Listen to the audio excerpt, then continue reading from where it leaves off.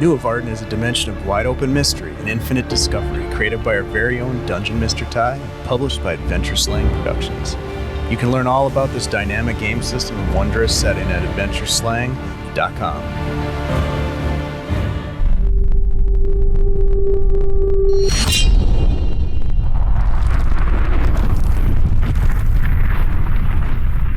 Inside the well-lit Red Purse Tavern, the companions found themselves among uncertain company. The alleged gathering place of the poisoned Swehans offered as much danger as it promised leads to the location of the criminal Isha. A pair of Lenai engaged Dixie in enthusiastic conversation, and before Sif could step in, the eager Dixie loudly mentioned inquiries regarding Swehan leader Naren Dalek, as well as an interest in both the poisoned Swehans and Shadowmark Gallants, the two most dangerous factions in the city and in all of Nuovarden. A quick intervention from an uncommonly fashionable Iksha named Jira drew Sif and Dixie aside, and to Sif's continued perplexity, it seemed Dixie also knew the Iksha.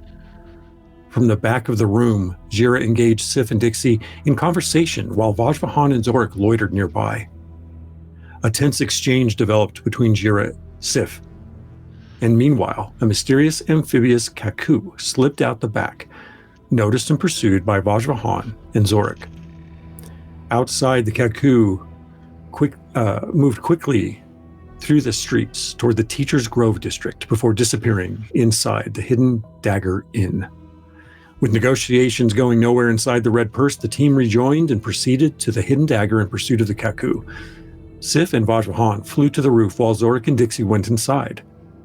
Once on the roof, Sif and Vajvahan attempted to gain access before Sif ultimately dove through the ragged rooftop and through the ceiling into one of the vacant rooms. A series of unfortunate events began to unfold topside, while down below, Zorik and Dixie sat for a meal inside the elegant dining room. While seated, Zorik attempted to scry on the Kaku stranger, managing to catch the individual somewhere outside where they spoke of confronting some unknown adversary, ostensibly the preservers themselves. And while Zorik meditated on the vision, a staff member delivered a new mystery in the form of an anonymous message to the dining pair. Meanwhile, on the third floor, Sif and Vajvahan began knocking on doors. Dissatisfied with the progress, the investigators moved to the second floor. Inside the dining room, Dixie and Zorik read the strange message. An invitation to meet ZV at the Korskutans Roost. Reflecting on the directives of Watch Captain Atrix Zaru, Zorik realized that ZV possibly referred to Zigadero Vaxu, a member of the Shadowmark Gallants, the other half of the notorious pair of factions in Plak. Under the pretense of renting a room, Zorik and Dixie followed the proprietor to the second floor just in time to hear a ruckus as Sif kicked in a door on two Lamplak men. A brief scuffle ensued, leading Sif to turn invisible, while Vajvahan created a phantasm of the Birdman, rushing toward the third floor, where the two Lamplak, one in the form of a vicious feline Kukurel,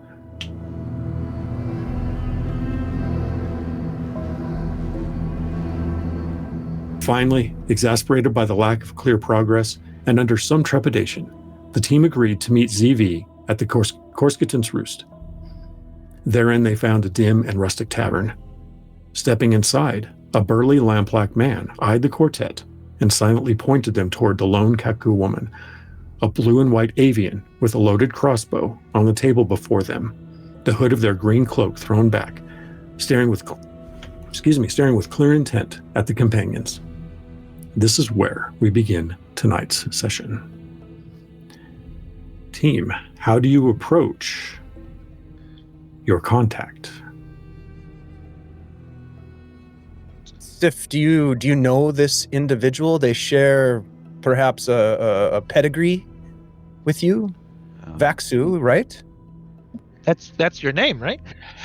It is a clan, a great many. A short lesson for those of you. I mean, Vajrahan probably knows, but it's not the point. There are two large families of Keku. Vaxu is one of those. There are many families, but there are two large ones, and Vaxu is one of them. So no, I do not know her beyond her reputation as deadly. Is it possible, though, Sif, that you could use this connection to our advantage somehow?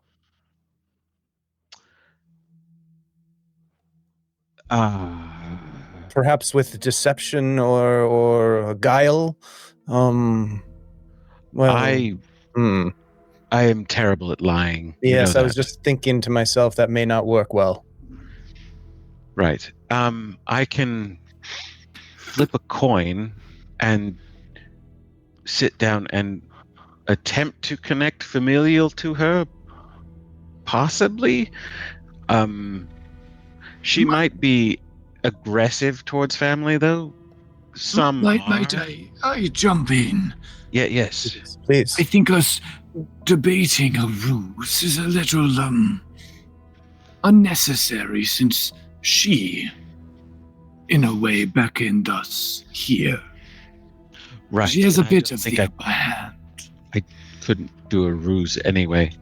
I think we approach and see, but first a water. I walk up to the bar and I request a water.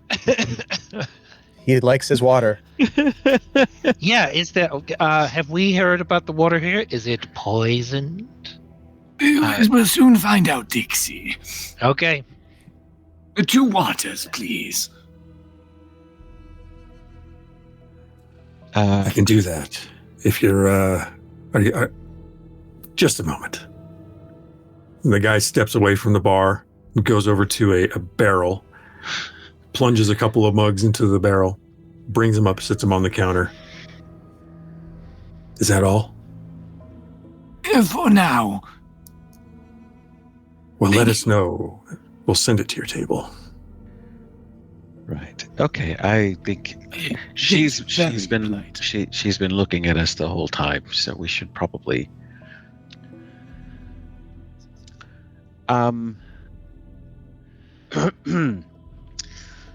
Sif is gonna puff out his chest and gulp, and then walk over and sit down. And the rest of you? Does he want us to just hang back, or do we join him? I Or what didn't do we say a word. Exactly. I think Dixie's halfway there, and it's like, oh, do we stay here or do we go? We should be within earshot at least. I'd like to hear what they're saying. Okay, is there like are they seated at a table or is it a booth? Yeah. They're at a table at the back of the room, facing the larger area. To their right, facing you, on the other side of the room, there is about 7 Iksha gathered at a table, but the distance between is substantial enough that no one's, if anyone's quietly talking, no one is overhearing. There is also a male lamplack and a female kakoots who are huddled over across from each other in conversation. They look like they've got some sort of parchment on the table in front of them, and they're talking about it. But they do notice you. They've looked up and they've marked that you're there. Yeah, and then this avian kakoo sitting in the back, just watching as Sif approaches and sits down across from her. I think Dixie would try and find a chair at a table close by. Yeah, same. But also not subtle. Like Dixie will find a chair and sit at the table like this. and in fact, there aren't chairs and tables so much as benches. And oh, yeah. Yeah, that's more the vibe here. It's more rustic, a lot more rustic than the Red Purse was. Oh yeah, great. So you're like over here at the picnic table. Yeah. Okay. Vajvahan, waters? Yes, I gave one to Dixie. Did you want one, Zorik? As long as they're not poisoned, yes. You can share mine. I'll share with Dixie. It's fine. Okay. I just want us to not stand out. I want us to look like we're sort of blending in as best we can. I'll go be moral support for Sif. I walk up to Sif and sit next to him. Okay. All right. Dick's and I are sharing a water over at the other bench. This Did you hear what he said? This J-like avian just sitting there and says, "Your companions stand out." Yes, they do. Yes. Are they going to join us? Or are we just having a secret meeting ourselves? Did they just invite us over, Dixie? I think they're inviting us. What? All right. Oh, sorry. Yes, What? hello. I doubt anything that we do is secret. We'll You drag the could bench over. Say that. All right. Drag the bench. Yeah. And that loud like. There is a bench there. You can never have too many benches. Hi. She just watches you and without moving her head, her eyes, Sif, are just look at you and then watch your companions and then look at you and Sif is just nodding. Mhm. Just So, I see you got my message. How well goes your search? And she produces this long, thin-stemmed pipe, sets a brand to the packed bowl, and takes a few quick puffs. I'll pull out the fabric with the message on it and set it on the table. Just not unfurling it or unfolding it or anything. Just set it on the table. We did.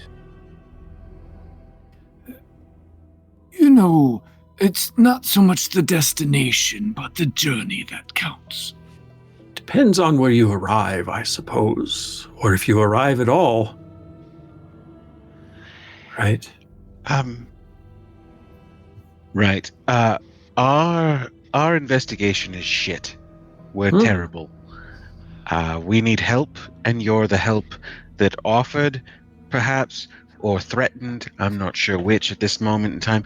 You smell of danger, but not immediate danger. So I'm sort of on the fence. An interesting way to introduce yourself. Yeah, well, I I'm believe... pretty sure you saw me a mile away, so... Yes, I believe they call you Sif. Yeah. And Vajvahan. Zorit. That's correct. And the little one's Dixie. I've known of Dixie for a few seasons, actually, though Dixie, we've never met. No, we haven't. No, you've tended to keep other company. The opposite side of the aisle, so we say. Yeah. Right. You may also be aware then that we have been accepted the title of Protectors of the Veil. I have heard. And congratulations. Thank you. Right. I hope you make use of your titles and your responsibilities, of which I assume this visit is one. So you might know where Isha is. Oh, is that what we're here to talk about? Isha. Possibly. Isha who? Oh, I'm curious what you know. What do you think you know? Don't worry, your secrets are safe with me. What do we know? It's like me. Go ahead, Dixie. Go ahead. Oh, okay. So, we know that Isha is most likely in water somewhere. Maybe a lake. That's what we just thought, Sif. And Isha is probably trying to do what they think is right, but it's actually hurting a bunch of people, and it's not that great. And Well, technically that's to be determined still. We're not entirely sure Isha's motivations. well, from what I remember working with Isha, they were always pretty they were really good at their job. And there were times when we had to go and meet people and talk to people, and they seemed pretty scared. So I think Isha is pretty dangerous. Not as dangerous as us, but dangerous. You are frightfully dangerous, particularly to visitors and innkeeps. I understand. Thank you. Mhm. Yes. Mm-hmm. Isha, you believe Isha's in water. Well, where do you think this water body lies? Just curious. Wait, where did we say it was, Sif? Where we don't think. All right, we don't know. We think it's either Healer's Respite or Plakalal. Pilak. Pilak. You're casting your net too far. Oh. Isha resides at Thorn Shan Pilak, High Bright Lake. Perhaps a phase and a half ride if you ride hard. In a lake canyon in the center of Svarn Shanpilak, an underwater hideaway in the Narrows. What are they doing there? Do you know what they are planning? My birds tell me there's been an overthrow of leadership within the Poison Sweehands, and that Isha has taken command. However, it would not be safe even for them here in the city, because there were those loyal to Naren Dalek, and there are those loyal to Isha. Yeah, we threw both names around amongst them. We gathered as much. I do thank you for not throwing my name around. No. Mm-hmm. What do you get out of this information that you've so liberally passed on to us? Hopefully a weakening of my enemies, without me having to do the work. Right. That is genius. It's a power play, as you can imagine. There are several of those going on at any given time within this city. Right. Just out of curiosity, what is the price for this information? There's no price, Sif. Sif, to weaken you've my already enemies. made that known. Yes. Benefit is mine and my leadership, those above me. Okay. So the enemy of my enemy, I guess. Well, I prefer to call us allies for the moment. Opportunistic allies? Opportunism is the name of the game, Sif. That is the hunt, yes. But you will do the hunting for me. It's not for me specifically, mind you. I don't mean to represent myself as having an authority I don't possess. I have my duties. Right. But I'm happy to deliver this information for your benefit, because it is for my benefit. And when is the last time you've been on a hunt? I hunt every day. You know what I mean. I think you overestimate what I do. I hunt for goods and wares. I know. I mean, a true hunt. There's no time for that. There's money to be made. There's wealth to be collected. There's value to be attained. I get paid to attain value, and I hoard value. I value value. To what end? This power, this value, this wealth. What is the purpose? It's comfort. Comfort and security. But look at this place. She looks across the room. This is not my establishment. Tell me something, Zorik. Are you a man of intrigue? Do you consider yourself well versed in the ruse, in the smoke and glass, as they say? I'm not familiar with any of those terms, so I would have to say no. it just may not make sense to you what you see here.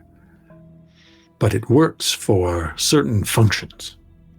The Red Purse, they are all gaudy, and they seem to be so well-to-do and upstanding, don't they? It's a different sort of image of from what we do here, right? And what is it exactly that you do here? We drink water and we smoke our pipes. Yes, Zorik, it is called a blind. It is to disguise intent, true intention, not materialistic desires. That's really not what's important. No. What's important is you find. Right. Yes. I was just wondering how far you've come. Me? From home, yes. Oh. It's been a very, very, very long time since I've been to that place. I just thought I'd like to know. No offense meant. None taken. This fortress hidden in the water, do you know its entrance? I've not seen it, and I don't suspect it's a grand sort of fortress, as you called it. I imagine it's just something of a hideaway. What better place than to put it at the bottom of water? Especially when you've mastered the elements. Which I have not. And I have not been. But I have heard. And I've been assigned to tell you. So what else would you wish to know?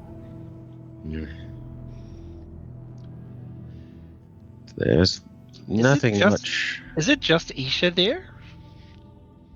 Oh, undoubtedly there are those loyal, most trusted. The Poison Sweens are a collective. Yes.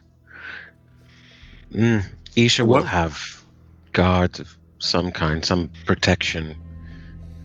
I don't think of it as a grand hall, though. I wouldn't suggest that it's any sort of impenetrable granite. No, more like tower. More like a nest. Yes. Stuck somewhere. Nest. Now you make me wish I was home. What have you heard of Isha's travels beyond the garden recently?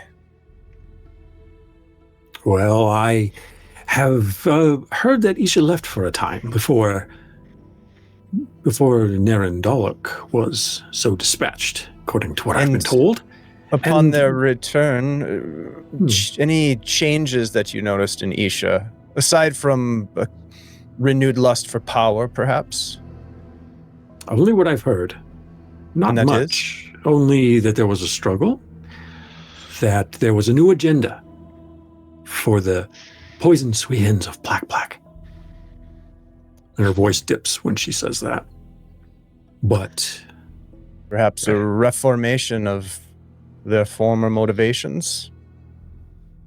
Power struggles.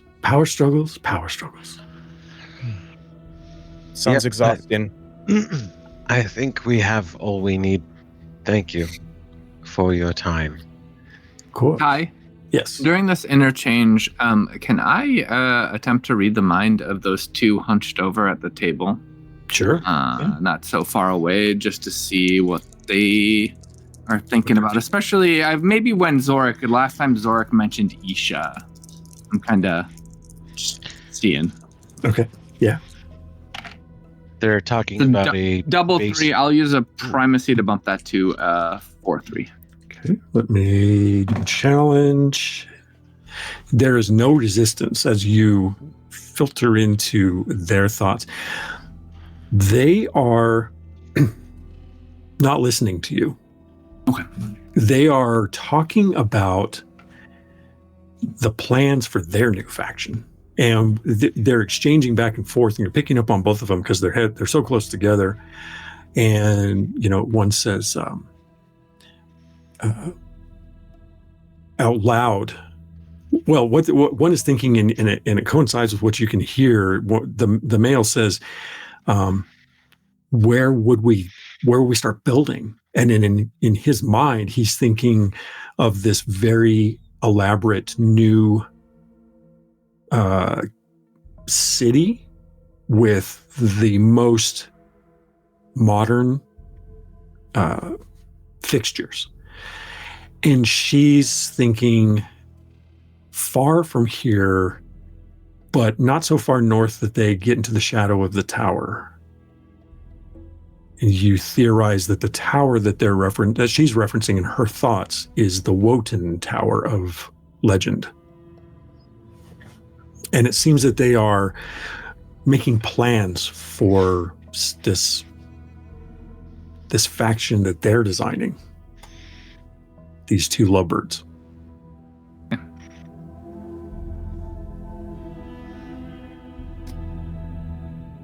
So, you hunt now, Sif?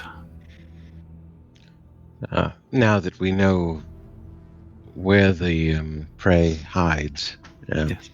It'd be good for you to get out of the city anyway. You've already put a target on your backs. Right. Not from my side, in the least. No, I don't believe we would have known if there was crosshairs on our backs from the Gallants. Don't underestimate the Swehens. I'm very sure we have crosshairs from them. Yes. Likely. Yeah, but we have yet to truly step on any of your faction's feet. Just be careful of whose names you utter and in what corners. Right. Yes. Such as this meeting that we never had. I understand. Well, I have no concerns. No, you shouldn't. Right. Everyone, let's lead our host. Yes. Okay. Thanks very much. Thank you for the water. The water was delicious. You had water? Yeah, it wasn't even poisoned. What? Well, no. Why would it be poisoned? It seems to be a continuous concern.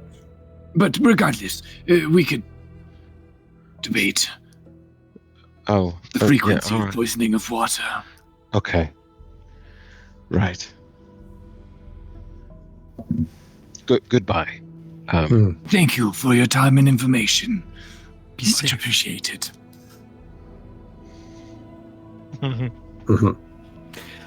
You stand up and prepare to leave. Do you have anything else to do inside the Corsican's roost? No, sir. All right. What do you do from there then? Yeah, Dixie will wave at the Ixi as they leave. They all wave in unison. Brilliant. And they go back and they're just like, yeah. Now these are Ixia properly. Yeah. Yep. They do not have. None of them are wearing eye coverings. Right. It's just pure black eyes looking at you the whole way. Mm-hmm. How close are we to the darkening? You are about 10,000 breaths, I think. So we have time. A little Perhaps, bit of time. Do we leave post haste? Or are there loose ends to tie up before we depart? The loose ends could be us. I think we should leave post haste. I see and hear wisdom in that. Yes. She all but told us the Swehens are after us, so. Yeah. Well then. Let us go. Mm-hmm. We should gather some supplies and our mounts. right? We've been granted mounts as protectors of the Vale. Right. Oh, great. Yeah. Yeah.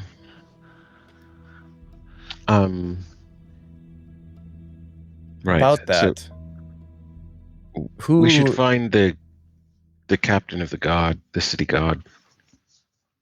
Ty, which captain was it that had told us they had our mounts in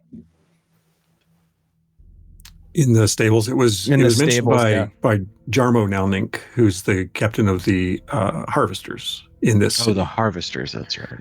And then there was Athete Tornplak, who was the captain of the Vardien.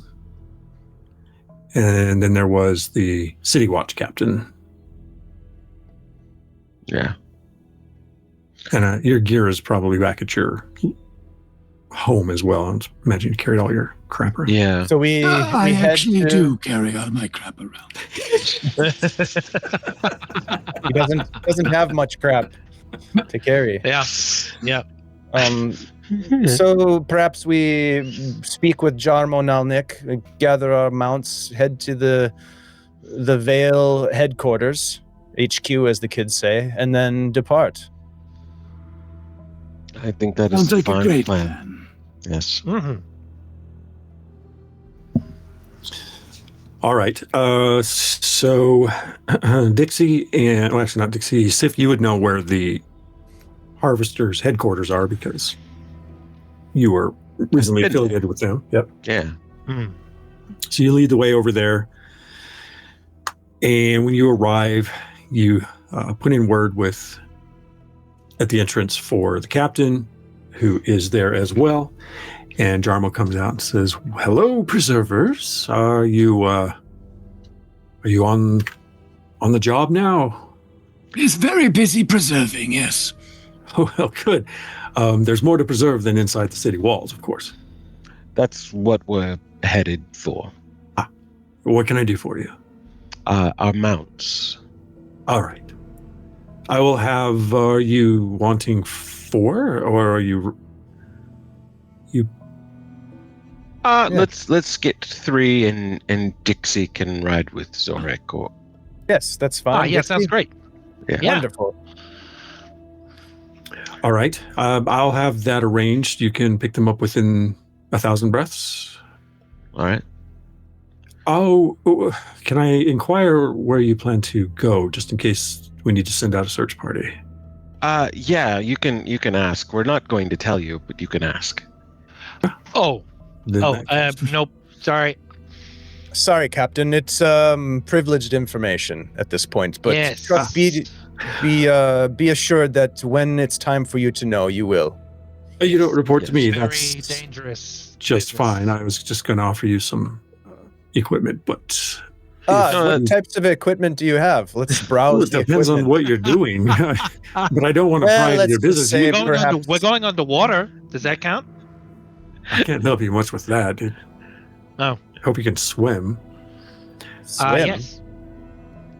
If you're going underwater. We can do one better. I think the little one can possibly talk to it. Yep. I don't pretend to understand the full interactions of the It's- Lenai. It's very confusing. Yeah. Even for me. Well, good. I hope you get it sorted out. In any case, I can have the mounts prepared, and good luck. Thank you. Yeah. Well, we have 1,000 breaths. What shall we do? Well, we could eat something, perhaps. Sif, Is there a market nearby? explain to us a bit about this bell tower situation. Is that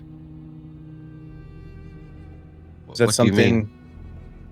Well, you were gone for a bit, and Right. I saw a ghost and yes. he rang the bell and I came back. Is there any reason to return to continue the conversation? Perhaps we do need someone to keep an eye on things while we're gone, for example, and perhaps a ghost is well suited. A ghost guard. Exactly. That was my thought entirely. There was no response, but that was mostly because I think none was needed. So I mean, if I you're will not go- busy, it's a simple request just to keep an eye on things.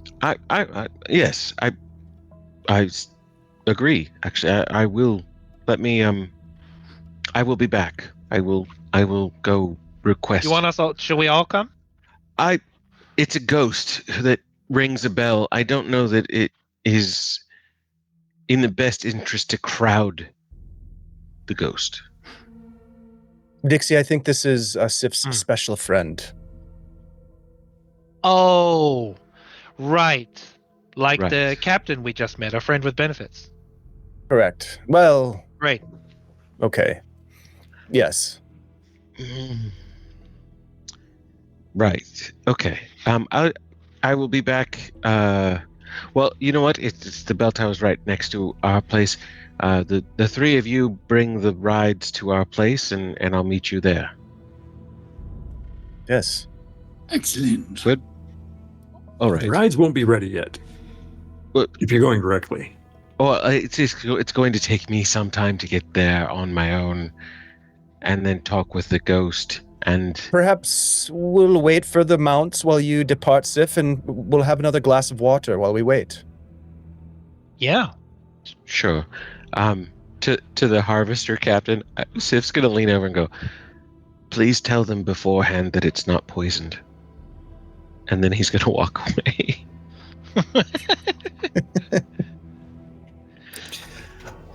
Okay. Well, make yourselves comfortable. I'll try to get those steeds rounded up for you. Have you ridden before? Yes, Bajrahan. I have our friend Carver. Yes, she's the best mount. Very. Yes. Regardless, it'd probably be About much the same better than thing. these steeds. Yes. I have. I pull out my empty tincture vial. Where could I refill this? What was in it? A tincture that healed people. Oh.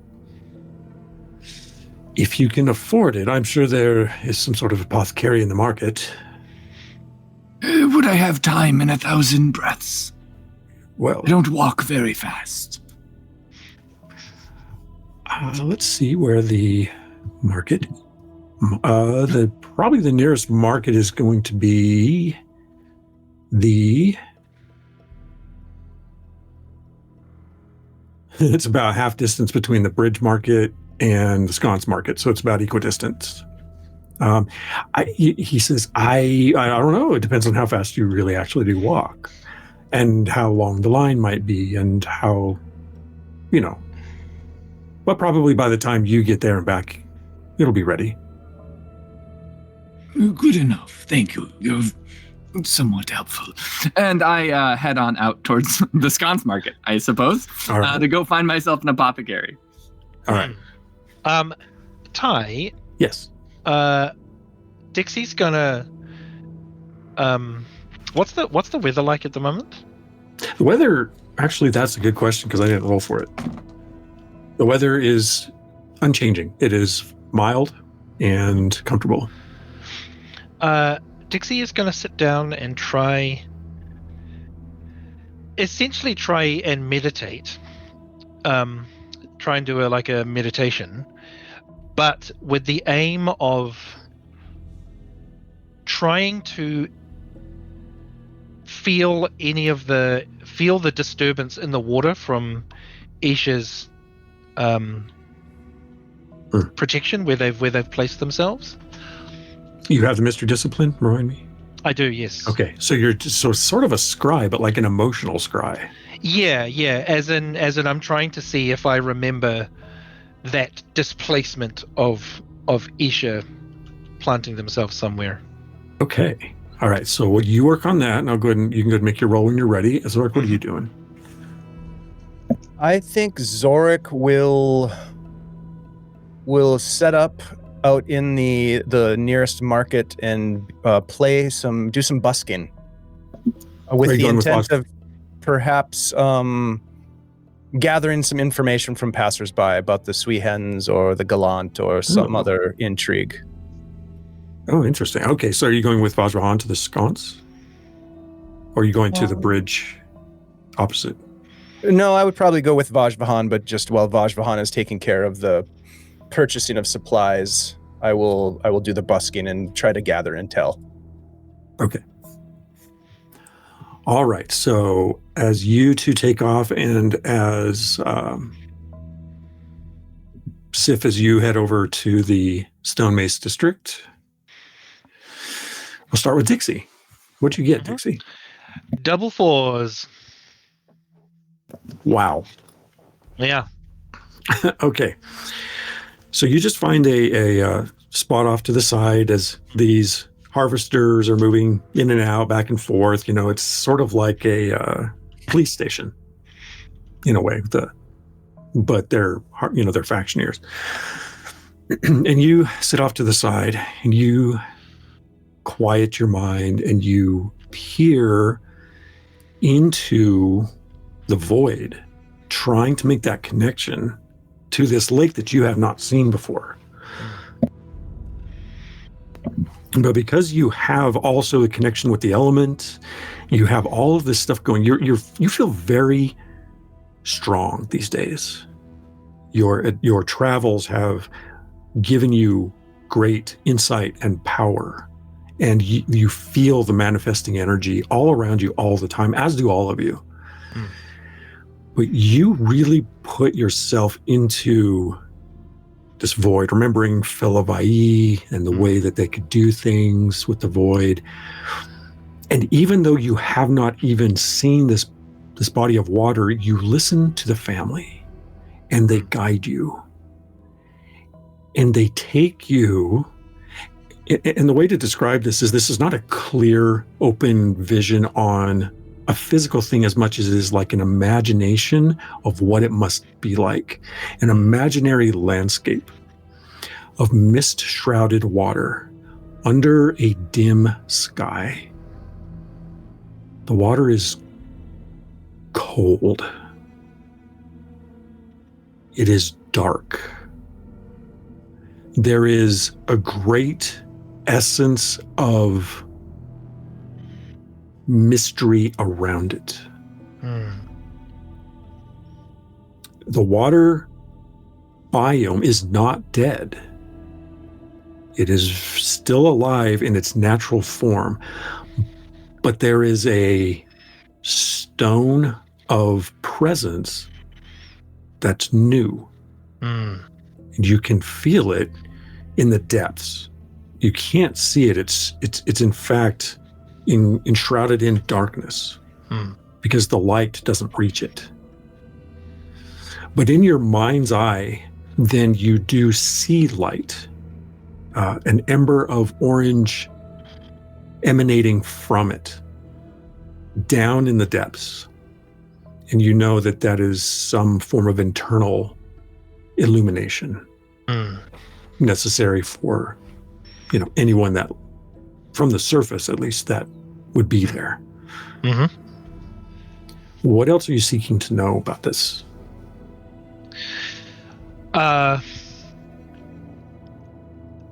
think Dixie is trying to formulate an idea of how to get everyone there.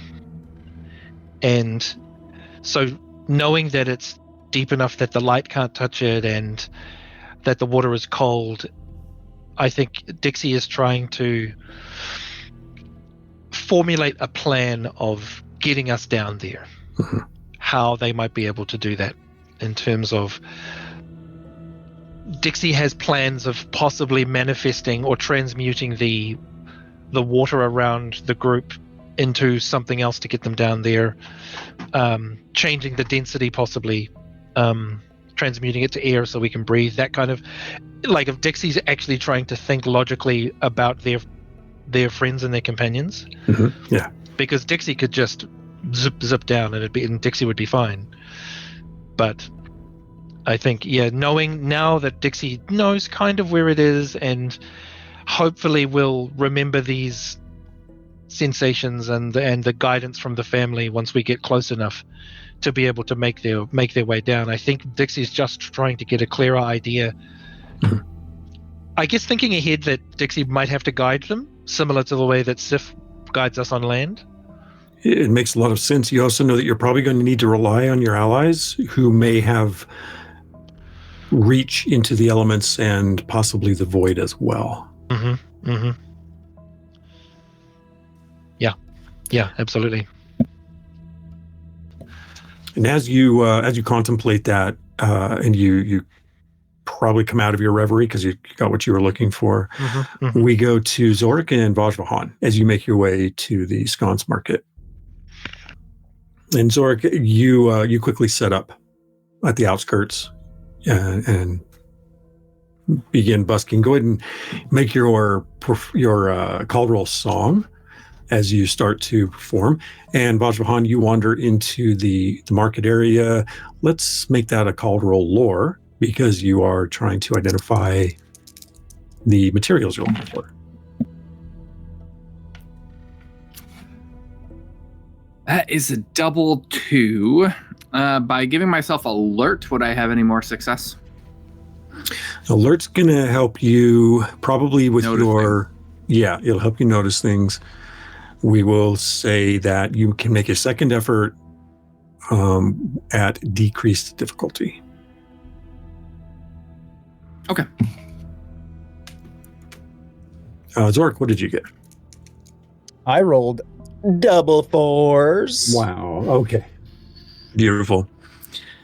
You immediately start with the hand drum singing, and it's this rhythmic kind of, you can tell me if it's not, but otherwise I'm imagining it's this rhythmic kind of. Yeah, it's rhythmic, and it is deliberate in the sense that I am evoking imagery from our expedition to Umult and our the vistas, the landscapes, the overwhelming energy of the elements there, and I think I will also, if possible, as I'm inspired and people are starting to maybe gather around to listen to this saga, I'm going to use manifestation mind, to seed the idea of Isha into the people's minds to try to better understand if anyone in the group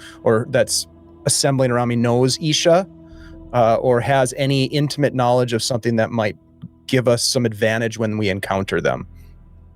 A relationship, a weakness, a motivation. I mean, I think, as we all know, Zorik is very confused and is trying to better understand what Isha's motivations are right now. And so that's kind of what he's trying to go for.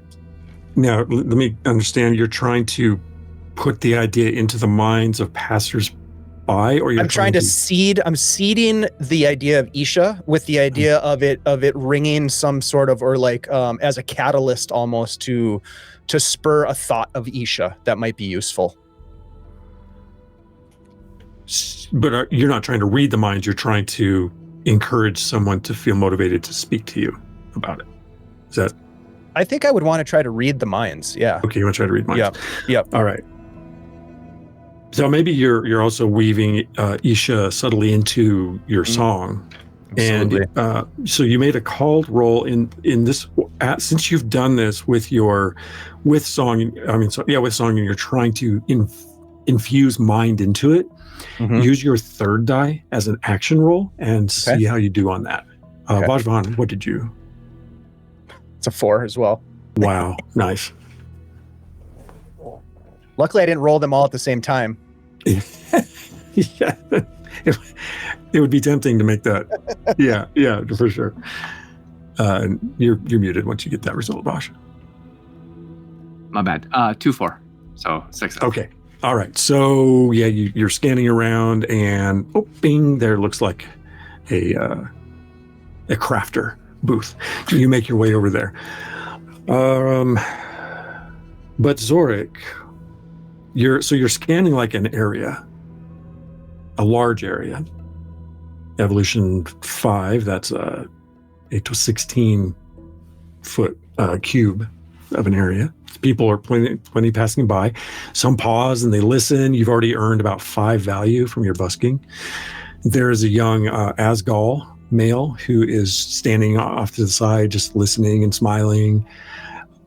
people are passing through, and you pick up just fleeting bits of things on people's minds.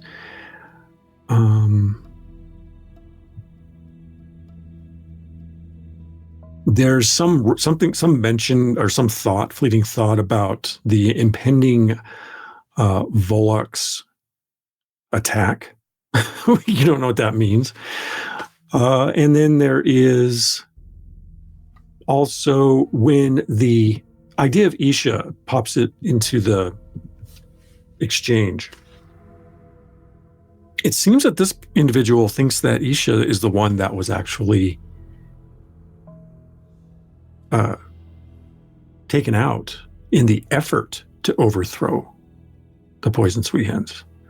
It's like, oh, isn't that Poison Sweet Hen individual that came back into town and tried to depose the leader of Sweet Hens and was killed?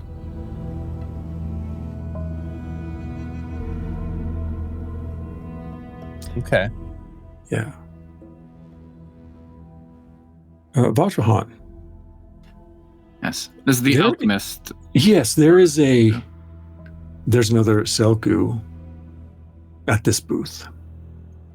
Ah, And they've got all kinds of these little clay jars and some glass and greetings, you again. How are you? well, and how are you, child of Nephis? Yes. Yes. They look you over. Oh, you are a Selku, you're not a scribe. Turkey. No. No. What can I? Oh, you're an explorer, Oh, nevertheless. yes. Oh, yes. Yes, it is a new pastime. I used to sit around quite a bit. Pastime. Isn't that such a funny word? Pastime. Yes, I've even adopted their language. Time. Now, as Not well. really relevant. Right. I did some exploring myself as well and became a bit of a crafter, which is what I do now, living here in the city. I see that, and that is fascinating. Yes. Especially with the ability to look back. I'm sure you can conjure up all kinds of things that once You know were how it and play is. around. You know how it is. Yes. Regardless, well, maybe I'll start here. I was going to come and ask about tinctures. Oh, I have those. I have them. No doubt. But first, because you are Selku like me. I pull out the dimensional doorstop. This item, it's strange and manufactured by a great alchemist. From someplace other than Nephis. Oh. He explained that he manipulated, combined, extrapolated the elements to the point that the stone can hold open a dimensional doorway. Fascinating. But I am about to go to somebody who may seek to use such a doorway to avoid the consequences of their actions. And I'm not curious, would you possibly know how to reverse the principles of such a stone? That it not hold open, but it closes. Huh. Where did you say that this stone came from? What are the materials? Malt. It is another space. I have not heard of it. It derives from that which created the sky crystal. Its foundation. Slow down. Nephis. Oh, yes. What? Okay. So is Umalt, is there a mountain here called Umalt? A realm. A realm. Another Yes. realm beyond the veil. Yes. Hmm. Beyond the veil. Oh, Indeed, its story, like Nuovarden's story, is Nephis. Its story is Eos. And Eos, I believe, older than Nephis. Oh, you do? I laughed at Yes. such a thought myself. Well, first of all, it seems you know way more about this than I do, but a moment. And they close one set of their eyes, and they open the other. They open, then they return, they reverse the eyes. I can't see, I see nothing of this sort of thing.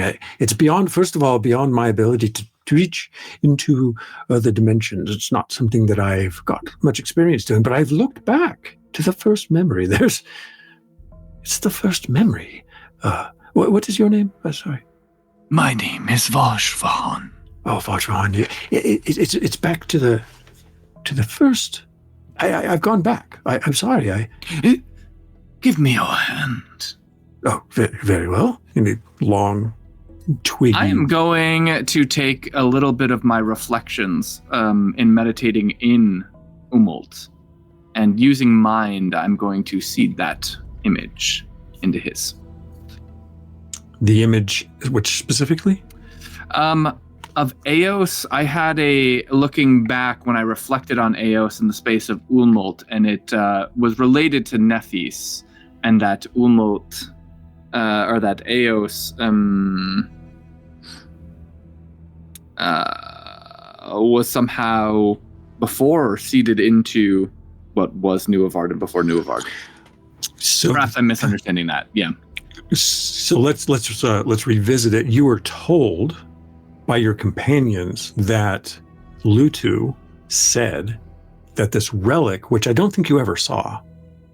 Nope, that's what they planted into the ground. Yep. Right. Was an aspect of the mind of Eos. And Yes. that the message that they were given, which they told you, was that Eos was before that time. I don't know that you ever actually saw any evidence of that. I thought I did a reflection back on the idea of Eos, kind of like I look back on Nephis, but perhaps perhaps that was I'm getting the two confused. Well, let's go with it. Go ahead and please give me a. This will be an action roll, so you can choose one or two dice, and I'm sure you'll want to do two. yeah, I'll do two. Doing mine to kind of seed, I guess that knowledge. It doesn't necessarily need to be the image or whatever, but that in my reflections in the hearing about this shard and kind of putting two together. The confidence of that knowledge, yeah. Yeah, that's a 1-4. All right. There's this. What's the word I'm looking for? This smile on the face of the Selku who's humoring you. And you close your eyes and manifest that knowledge and transfer it. And all four of their eyes pop open. And then the eyes that look into the past, they close as if they start to too bright a light. And their hand pulls away, and they go, That's phenomenal. That's unreal. It took me some time to digest it as well. This knowledge should be spoken of in the halls of the scholars. They should know of this. Perhaps, but this knowledge, I think, is being abused by one I intend to confront. Oh, I see. You must be careful with such things. I'm not one in position to do anything with it. I've long lost connection with any sort of grove or Soku domicile. I've been in the city for so long, but I trust you know what you're doing with it. What would you have me do? Well, it was really a far ask to look at the stone and see if there's some way to reverse it. The one who mastered this had been alive for a very long time. Yes, there's one in the city more like than me to be able to help you with that request. I fancy myself a bit of a crafter, but I'm not so skilled at it that I can. I could take time to do it, but I don't think I would have a grand, full answer for you as you wish. That's okay. If you can give me the name and location, that could be helpful, though we are in a hurry. I don't know that being in a hurry would help you so much, but I would have you speak. It hasn't yet. No. There is a master crafter in the city whose name is Diecut, a Wotan. And Diecut is one that could probably, with enough time, reverse design this, or at least identify some of the elements of it and give you better answers than I, for sure. Well, that is helpful. Then, how much to refill my tincture? And have anything in here that would allow one to breathe underwater? You are full of interesting questions and answers. When you travel around, it's amazing. The present. I've always spent so much time in the first eyes, and there's so much newness in the present. It's quite alarming, and it's perplexing. I get lost. I feel almost like my friend Dixie, Lena. I understand why they're so energetic now. Well, that is an entirely different. Yes, the energy. The energy is right. Foundational. I don't think it's even possible for us Sarku to, but it's nearly exhausting. A little bit. Nearly exhausting. Please make a call roll lore. It's 2-3. I will use primacy and bump that to a 4. All right. Yes, I do have what you wish to procure, but they're not particularly inexpensive. If you I have this and this. I set forth the value 10 water elemental stone, which I only have one of now, because Kava took the other one with her to whatever place she got off to, and then the mercury-filled crystal, value 5. All right. Oh, good. Beautiful crystal. That nearly takes care of it. Well, you have shared with me such insightful information today. I would make you an even exchange to refill your tincture, or I can give you a new jar for your water crystal. You can go ahead and just refill. I mean, I don't need another jar. That's just excessive. It is. I hand him back my jar. All right. He picks up another jar and empties it into yours, and then puts it down and puts the cap back on and hands it back to you and pulls back the water crystal. There you are, restored, and hopefully you won't need it. Appreciate it. Yes. But take care, my friend, you. and travel well. We will meet again, no doubt. I will be here. I don't plan to leave ever again. And we are always everywhere. That is true. I nod, and then I walk away. Sif, you make your way into the Stone Mace district, and you are heading towards the bell tower. Please give me a call to roll body at increased difficulty. Ooh. Alrighty then. Increased difficulty, so even if I bump the 3 to a 4, it's not going to work, right? Okay, right. Right. You make your way into the heart of the Stone Mace district, and you begin to approach the bell tower. Okay. And from the shadowed wall where the light crystal light is cut off by the eave, a voice says, "I don't know that it is wise for you to be alone there, you large individual. I saw you at the Red Purse Inn. Seems you've been asking around, you and your friends." And you look over into the shadow. You see a familiar avian cuckoo with black and yellow mottled skin and blue hands, dressed in armor. Now, why would you be wandering around the city of Black after having spoken so loudly of things you don't know anything about? You have a lot of confidence, don't you? No, stranger. Not confidence. Need. They are very different. Your needs may be overriding your ability to fulfill them. You know what I mean? That is a distinct possibility. The difference is I cannot move forward without bursting through. And that will cause repercussions, I understand this. Every hunter must know the risk of rushing the boar.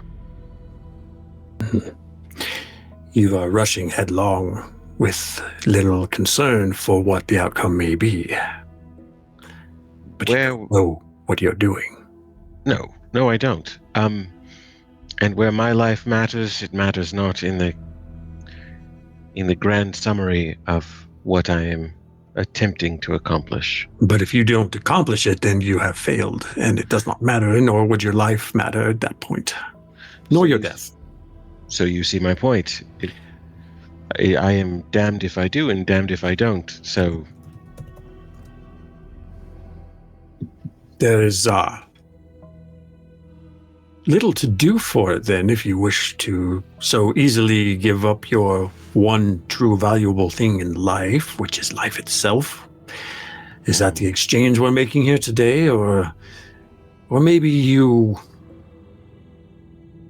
should travel north and forget about interests of the local individuals? Yeah, that sounds amazing. In fact, a return to home, I do pine for it sometimes. Do you? Do I what? Pine for home? Yes. I am home. Can you tell me something before we begin whatever you have begun? Are we beginning? Is this the agreement? I want to understand before I answer your question. Well, this is before we begin. So the beginning of the before the beginning. I see. Right. What is this city to the Kekuts and the Keku? What does it do to us? I think that would be answerable by an individual basis. No, I sense it amongst all of them. There is not the desperation of the hunt. I don't feel it from any of them. That is the old way, and it is an honorable way, as some of us put the hunt into a different format, perhaps, than what you mean. I understand changing with time. I do. But the hunt is who we are. It is what we are. To forget that, I feel is... Do you mean to concede that I have forgotten how to hunt, and that I've forgotten the hunt? I believe you've forgotten the spirit of the hunt. I found you, didn't I? I am not prey. You don't know that. If you had the spirit of the hunt, you would understand prey and predator are always interchangeable. Right, and you considered yourself a predator until this moment, perhaps. No, I was not hunting you. But you are hunting. Mm-hmm. You are hunting an interest of mine, and I am hunting you for it. So, you are hunter, and you are prey. I'm the hunter. Today. Perhaps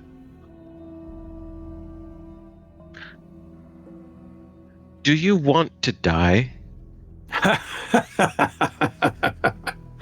I don't care. I don't care any more than you do, I think. Perhaps even less. I don't ask that I'm threatening. I'm just asking, in a fight, it can always go one way or another. You risk death. Right. And you don't care. I understand now. Right. But down the alley comes a Landplaque woman with a very large axe. From the other side comes a Landplaque man. Do you hunt in the den of your prey frequently? No, I perhaps best work when those who stalk me believe they have me at a disadvantage.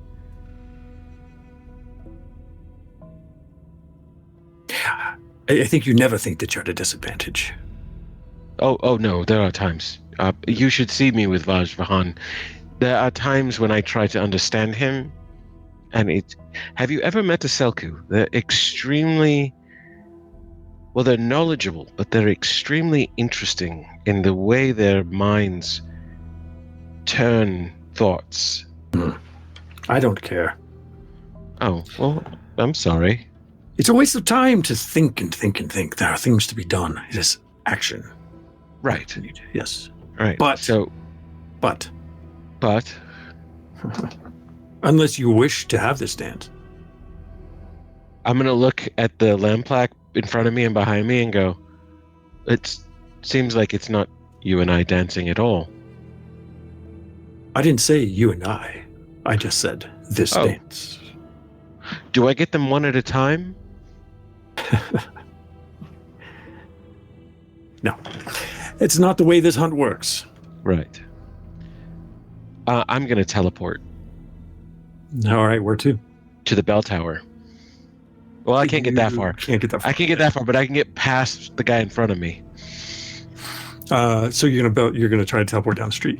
Yeah, you can go ahead and try. I got a 4 and a 1. All right, so that bamps you 16 feet in the direction you want to go, which I assume is more towards the bell tower. Yeah. At which point you also have 32 ground and 16 flight if you want to use it all.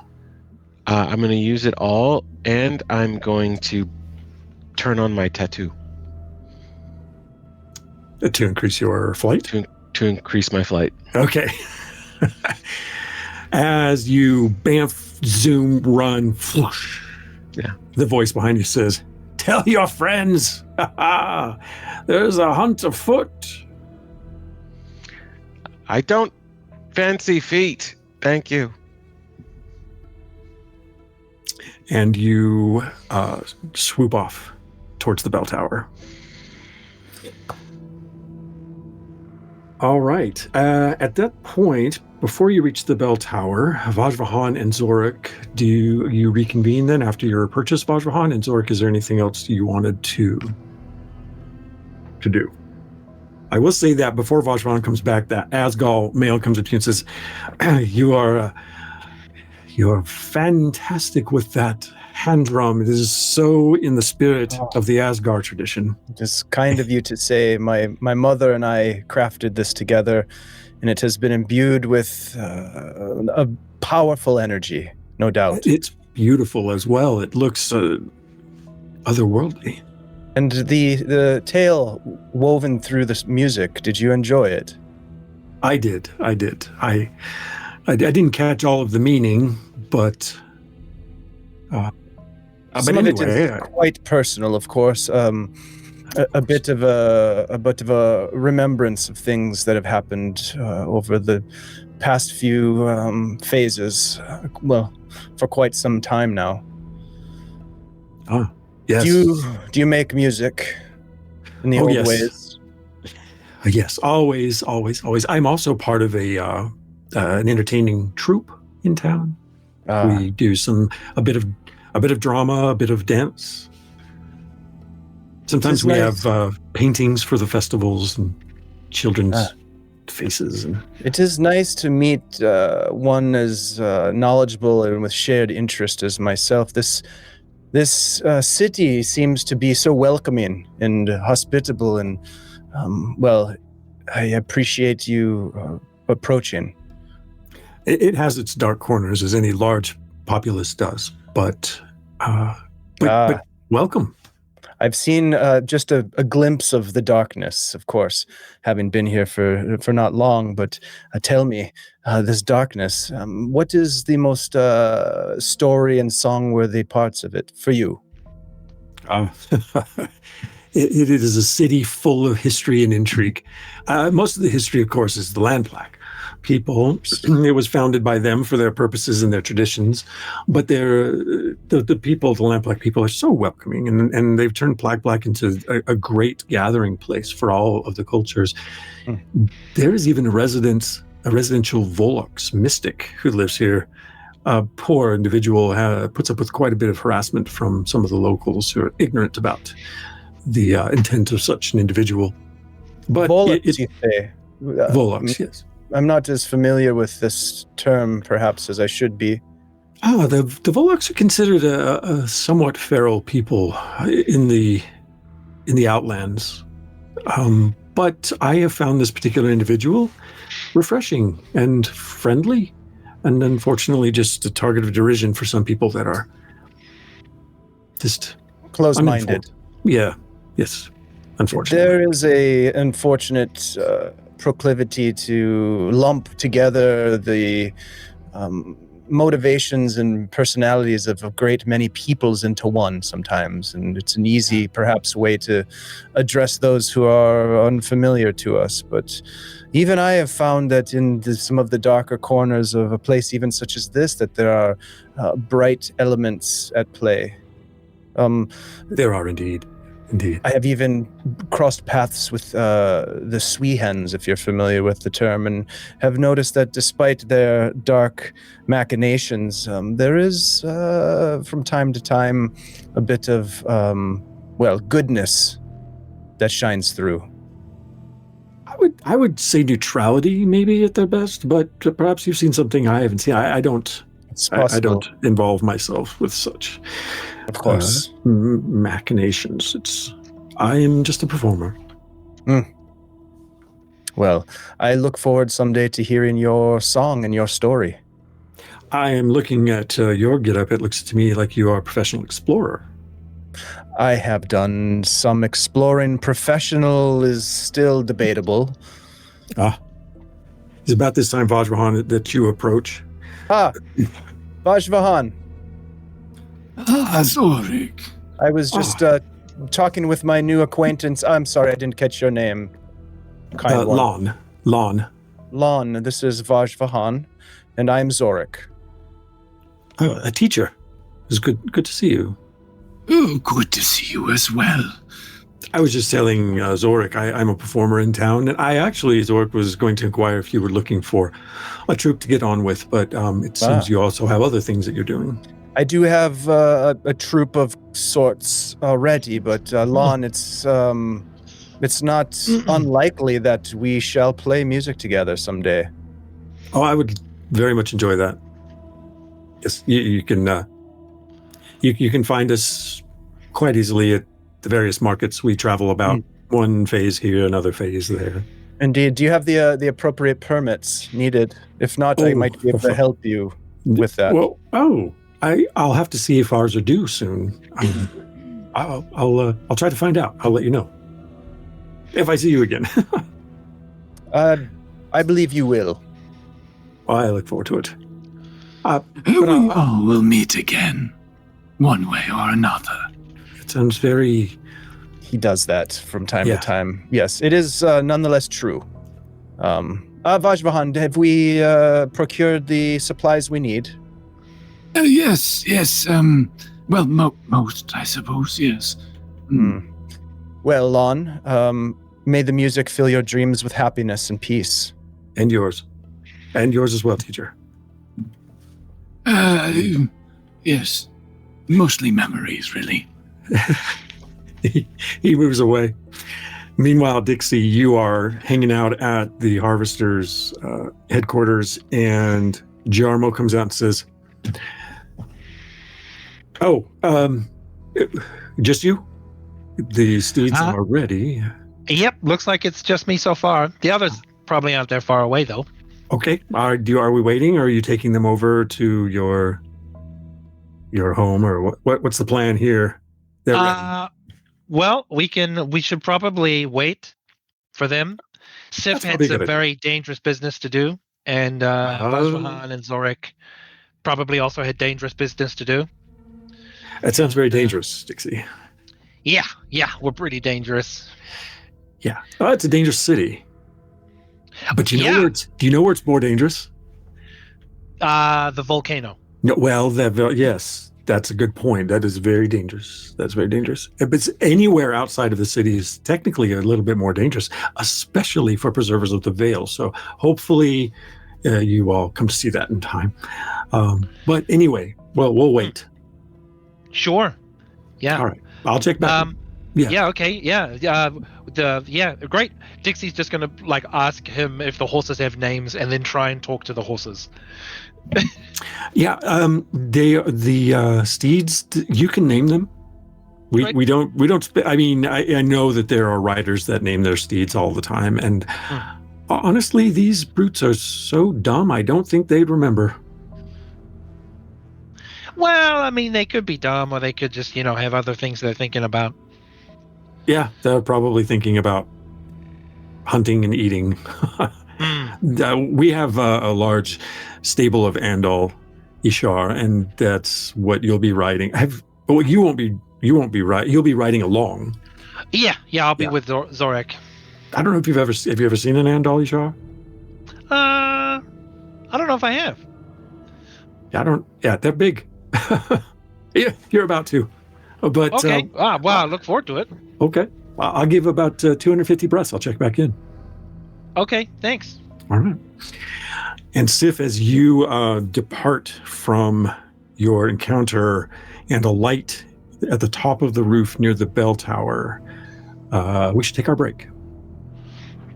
Very good. All right. Awesome. Thank you. Thanks everybody for hanging out in the chat. Appreciate you all. Yeah. And awesome, cool discussions going on there. And God, you guys, awesome freaking role play. That scene between Sif and their assailant was awesome. I needed popcorn. I wish I had popcorn. Oh man. We will be back in just a couple minutes, everybody, for more of this awesome role play extravaganza here in Nuovarden. See you in a couple.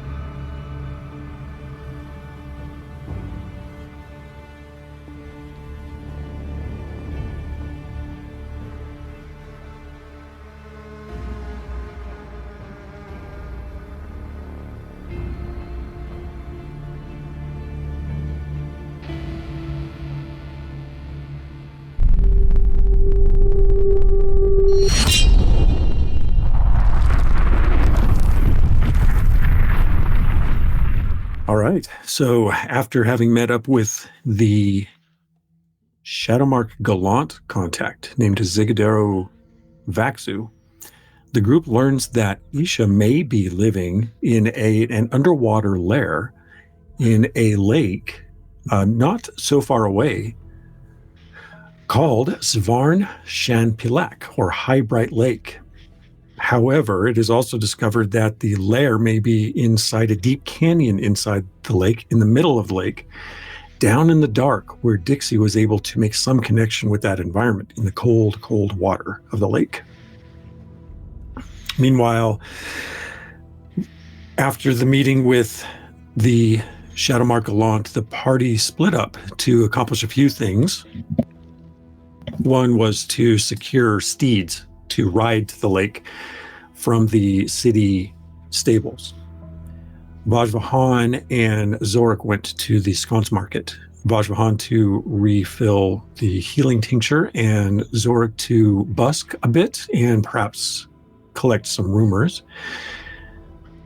Sif decided to head to the Stone Mace District to go back to the bell tower, that ever drawing bell tower that Sif is so curious about, to see if perhaps could contact a ghost to keep an eye on the place. And Dixie spent time meditating on the lake and something that whatever they could find out about Isha's lair. Zorik learned that there was some confusion about who was actually in charge of the Poison Sui Hens. If it was indeed Isha, or had Isha been killed in the attempt to take over. And so uncertainty remained lingering there. Sif encountered a familiar face from the Red Purse Tavern, an amphibian Kaku and friends, who confronted the avian Kaku threateningly.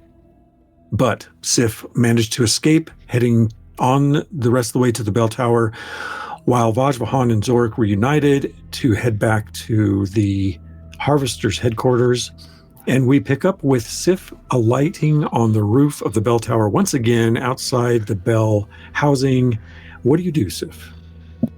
First thing I do is slow my breathing,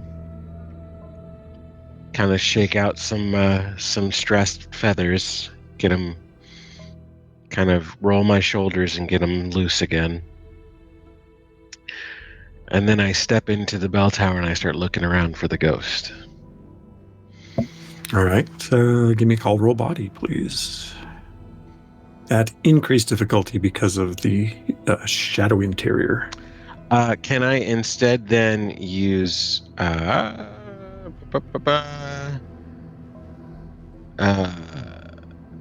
silence to get low light vision? Oh. Yes, go ahead and try to manifest low light vision. 4 and a 1. Okay. Your vision kind of goes white and a bit staticky, if you know what I mean. It's not like you can't see through static, but at the edges, it has that intensity. Mm-hmm. And you look into the bell tower, and now give me a called roll body at normal difficulty. I'm going to have to bump it to a 4. It's a 3-1. Spin that primacy. Will do. There is a haze of a figure in this corner. A familiar figure glaring at you as you have returned to the bell tower. Yeah. Hello again. I'll do like a little bow. Just so you know, this time around, I'm not really after the bell or anything like that. I just was going to ask, as a neighbor to a neighbor, could you keep an eye on our building while you're keeping an eye on the bell tower? And just sort of, I don't know, just keep anything from happening, or give us a warning if somebody got in there or anything like that. Make a call roll mind to try to influence. I will have a challenge. Oh, I don't have primacy, so You probably saw the key point, don't you? I do have a key point. I'm going to use it. I got a 3-1. So yes. The figure looks at you, and there's no intense friendliness. There's no warmth. And they raise a hand toward the bell, and they go, bing, very quietly. I like brace for the loud sound, and then when it's soft, I just open one eye. Oh, right. Great. Just for the record, I'm not here to threaten any of this at all. Yeah, I am curious of its nature and your nature. That is all. So no threat. No attempts to take the bell or to mess with anything at all. Just so we're clear. Right. You don't need to respond. I'm going. So, thank you. And I will back out of the bell tower. Okay. Right, you back out of the bell tower. There is no response. There's no further binging and there's no bonging. And you head back towards your companions? No, I alight down to our building and I walk into our building. Okay. All right. So Vajrahan and Zorik, meanwhile, you make your way back to the Harvesters. And there you find Dixie and Captain Nalnink waiting. Oh, there you are. Right on time. You're right, we did. 1,000 rats on the nose. Well, the steeds have been ready for... anyway, they're ready. Do any of you ride, however? Because these are feisty creatures. Is anyone familiar with the Andal Ishar? Only in passing. I've never been this close to one, and I'm just going to kind of reach up and just pat. Okay. Well, good. He'll take you out there then to the stables where you pat the Andal. This is a creature that has a mostly mammalian body, but a very long avian head with a serrated beak and long, sharp talons on their front legs. And they take different postures. Yeah, some of them sit up like that. Some of them are on all fours and they move back and forth. Some of them are lying down as well, a bit more mellow. But you've got 3 of them saddled. And Captain Nalnik says, oh, I don't think you answered my question. Have you ridden before? Well, I've been over this with you. I've ridden on my friend Kava, and I promise you, she was far more feisty than any of these beasts. Oh, all right.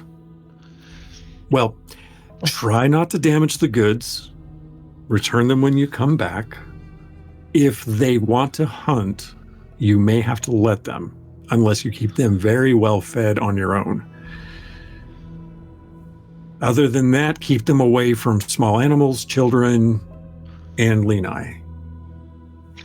While he's saying this, Dixie is walking up to all of them being like, "Hi, I'm Dixie. Nice to meet you." Yeah, and they're like looking down at you. Chop, chop, chop, chop. You know, some of their beaks are like... If the bird can salivate, which we learned from Sif that they cannot. Yep. Yeah. Dixie is oblivious. Captain, this one thank likes you. me. He keeps trying to nuzzle me with its beak. Thank you for the advice. We'll do the best we can. I'm gonna nickname this one Bitey. Ooh, good name. What about this one here? That's Gary. And the third? This one has such a noble bearing. I think it's Lord Reginald III. Oh. Very well. I'll take that one. I walk over to Sir Reginald III. And I just very slowly, with a kind of shaky hand, reach out and touch its beak. I think we're going to use the random temperament table. Oh no! Yeah, let's do that. Oh, the random temperament table. Oh, that's gotta be good. Instead of just assuming that they're all buttholes, we're going to see how they respond to you. Is this in the core rulebook? It is. I just have to find it. It's going to be in the seer section. Probably in the random tables area. Yes, it is.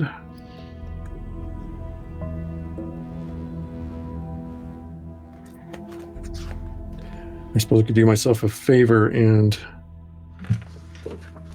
look it up on the PDF, but I won't find it in the print book because the print book is available now. Yeah. No. Where are you at?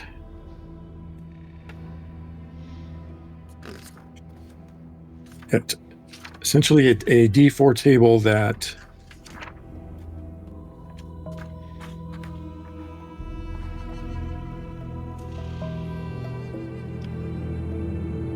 all right, I don't want to take too much time to look for it. But we'll try one search.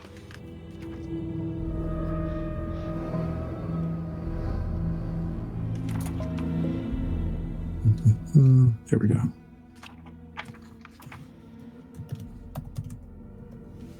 It's called a temperament table? No, it's not called a temperament table. I think it's an NPC encounter. NPC, oh, that's randomizer. Page 115. Everybody turn to page 115 of your source books. Oh, it's not in this here section. Yeah, it's not. Here we go. The NPC aggression table. Aha. All right, Vajrahan. You Roll me a first. 4, please. Oh, I just did. Oh, just- that's perfect.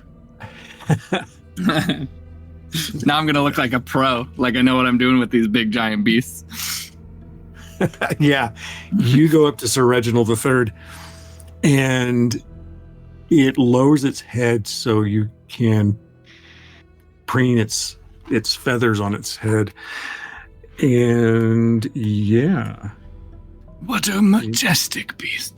Yes, this one certainly shall do just fine. Very noble. Yeah, and at its Aptly full, named, Dixie. Aptly named. Thank you.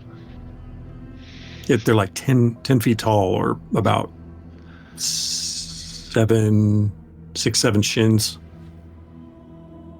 About 7 shins tall, yeah. That leaves Zorik, and Sif isn't there, so somebody's going to have to handle 2 of them. And are you going to plan to ride them through the streets, or are you just going to lead them, or are you going to just take them out of the city? Because Sif isn't there at the moment. Well, perhaps we'll return to our HQ with the beasts in tow. Sure. Or should we try to ride them? Well, yeah. Okay. Dixie, Yeah, I certainly am already getting on to mine. Oh, boy. Yeah. All this right. is dangerous. Yeah, Dixie's gonna try and ride one. All right, Dixie. Let's. You know what? I already rolled for Vajrahan, but I'm going to have you roll Okay. as you impose. I'm gonna your try and climb onto Bitey. will. Of course you are. Yeah. I got a 1. There you go. Oh, no. Yeah. You run up to jump on Bitey, and Bitey grabs you by the ankle with its beak and throws you back on the ground. Okay. Captain Downick is like, whoa. Okay, I told you. You got to watch the. Are you all right, Dixie? I'm fine. It's not the first time that's happened to me. You ever flown on a ballista? No, I don't think that would be a good idea. That's what the captain said, but I assure you, it's very fun. That's why some of us are captains and other people don't get there. I mean, not saying that you won't, but you've got to watch out for these creatures. They're, I don't know if that one likes you, Dixie.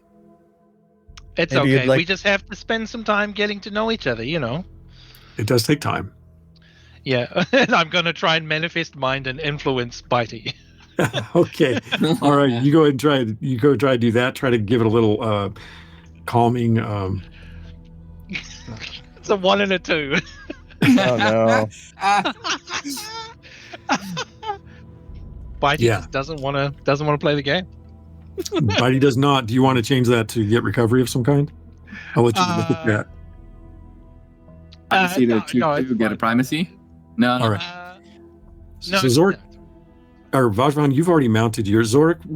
Let's go ahead and do you want to try and check out the disposition of Bitey towards you, or do you want to check out the disposition of the other one?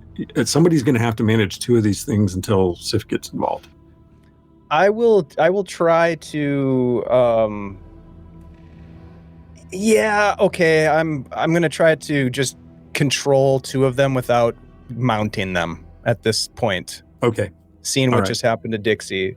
But I would like to maybe try to invoke some sort of a status effect. Let's see. On the Endel? Yeah, on the Andal. Is there one that's like calming? Yeah, lucid? Song was calming. Or Yeah. song. Yeah, you could manifest a song. Yeah. Yeah, but the status Piper effect is I want the lucid preventing. Yeah, you don't necessarily have to have a specific status effect if you're just essentially trying to get them to align with the disposition that you're. Okay. Yeah, I you will- mount depends on how things and like a hoodoo, play your drums up on top of it, and just like Pied Piper. We'll get there maybe. I'm gonna just stay on the ground for the moment, and I'm going to try to calm them with my hand drum. Dixie, how was your roll? What did you get? Oh, you did a 2-1, right? Yeah, I did a 2-1. I got a you 4-3, and I'm gonna bump it to double 4s. All right. Okay. So If I- sufficient. If I were to bump that to a double 2s, Mhm. then I could invoke a support on myself, right? Right. Yeah. So I would like to essentially invoke, I think, alert. Okay. Just so that if one of them tries to bite me again, I can. Yeah. Okay. Yeah. You could do that. You could also do dismissed if you just wanted them to ignore you altogether. I don't want them to ignore me. No. Okay. All right. All right. You're still working on it. Yeah, that's not how Dixie rolls. All right. However, Zork does manage to influence them to calm down. So we'll currently make them a 4 on the table. Towards you, Zorik, and you just sort of loosely hold on to the reins, and they follow you as you maybe keep your drum playing and guiding through. Vajrahan, you start guiding yours.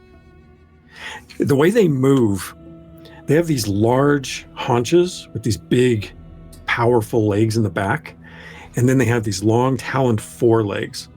And when they walk, the talons curl under a little bit and they clack on the stone on the street, and they shift back and forth like an elephant under you.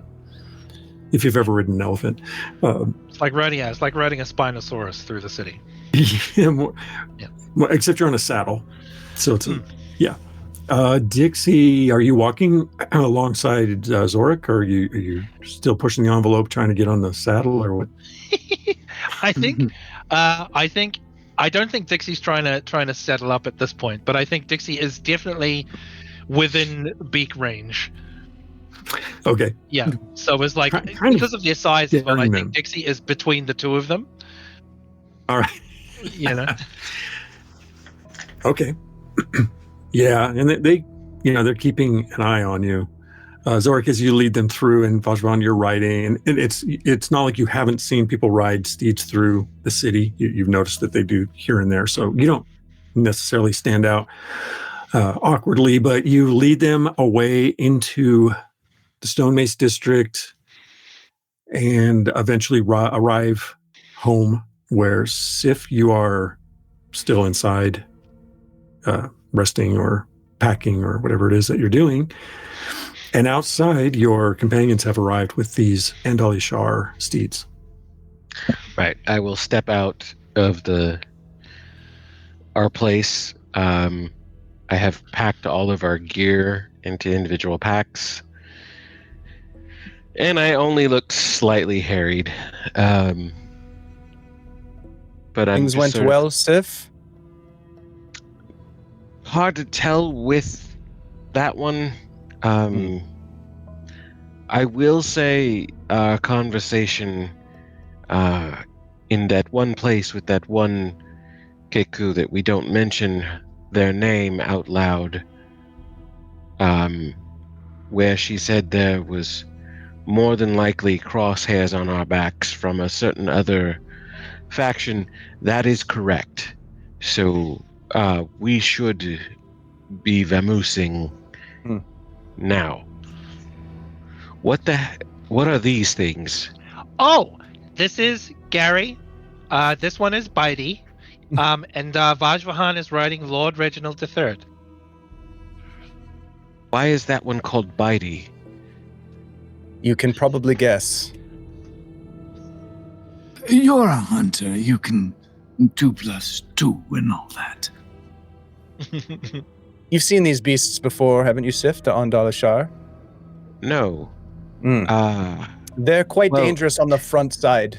Yeah, in particular. I've seen a few harvesters before, but they were far away. He's just I know sort of, they're much taking bigger in the and closer. size. Yeah.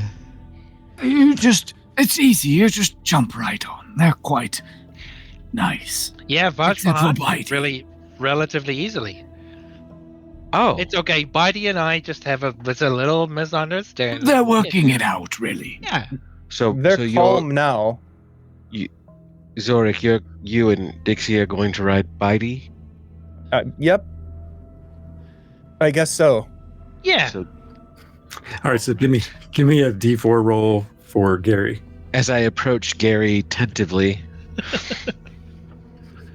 Gary. I got a 4. There we go. Nice. Yeah. Nice. All right. All right, well, Gary takes Oh. the Sif. No, Vajrahan, you're right. They're actually rather personable. Can Vajrahan, I don't know how it works with animals, but can I use lore to provide a deceptive notion to Bitey that it actually likes Dixie? I mean, it depends on how smart they are. Yeah. Right. Maybe what I should do is, can I influence it to think, wow, it's really nice that Gary and Sir Reginald III or Lord Reginald III have riders, and that it wants that. So these creatures are not sentient. They don't they have an animal intelligence. Yeah. Yeah, so Just more emotional influence. What would emotional influence fall under a it'd man? be lore. Yeah, peer pressure. It'd be lore. All right. Yeah. So I just like a peer pressure that it's like, look at what your buddies are doing. It's kind of what Yeah. you do if you want to be cool. The reason why it would be lore is because that aligns with nature. Mhm. So you are essentially you're reading their lingo, their Okay. behavior. So Yeah, you're I'll do kind of that. the Andal whisperer, is what you're trying to do. Yeah, I'm trying to Andal whisper hard. Yeah, Yeah, let's do this. whisper at Bitey. Yeah, we're gonna whisper at Bitey. That's a 2-2. That's not gonna work. Bitey really wants to bite. It's in the name. It's in the name. It's a personality thing. You can clearly tell that It is. Bitey sees Dixie as food. I will take a primacy and I'll say, Dixie, perhaps you ride along with me this leg of the trip. Sure. I hear you've had quite the adventures, and I do love learning about, well, really everything. Perhaps you can regale. Oh boy. Yeah, What okay. would you I have see? so many things to tell you. Okay, yeah, great. All right. So final point of order.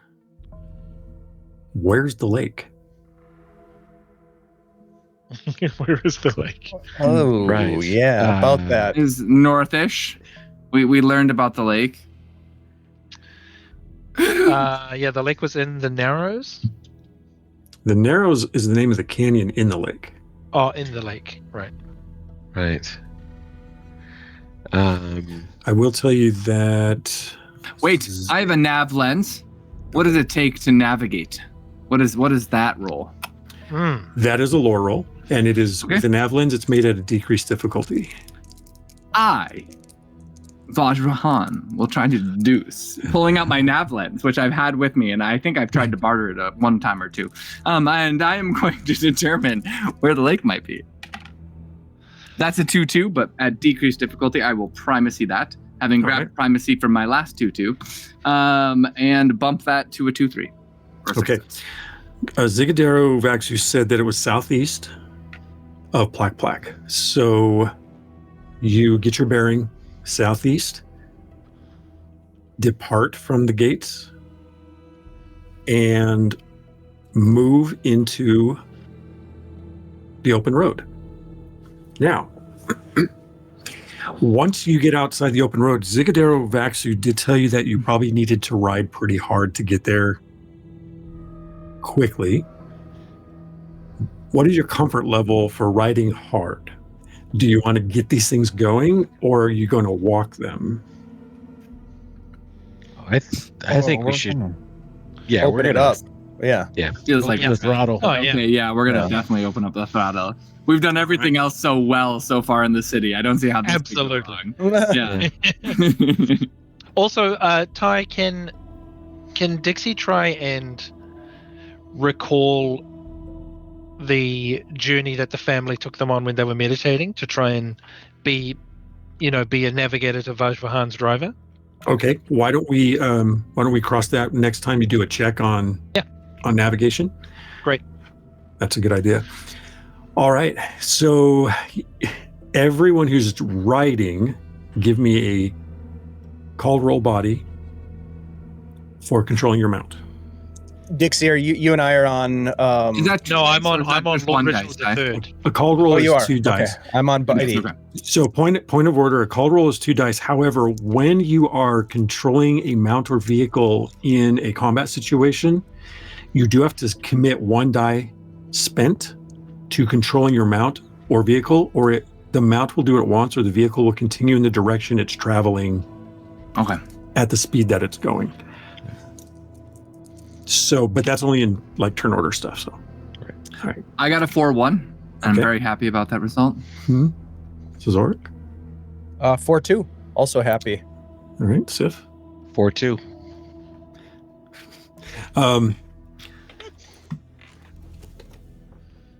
You get these things going, and the way they move is they essentially lurch underneath you, and they run, leap, and they jump Woohoo! 16-foot arc, and then Whoa. land, run, jump, run, Yep. jump. Every jump, Dixie's just like, yeah.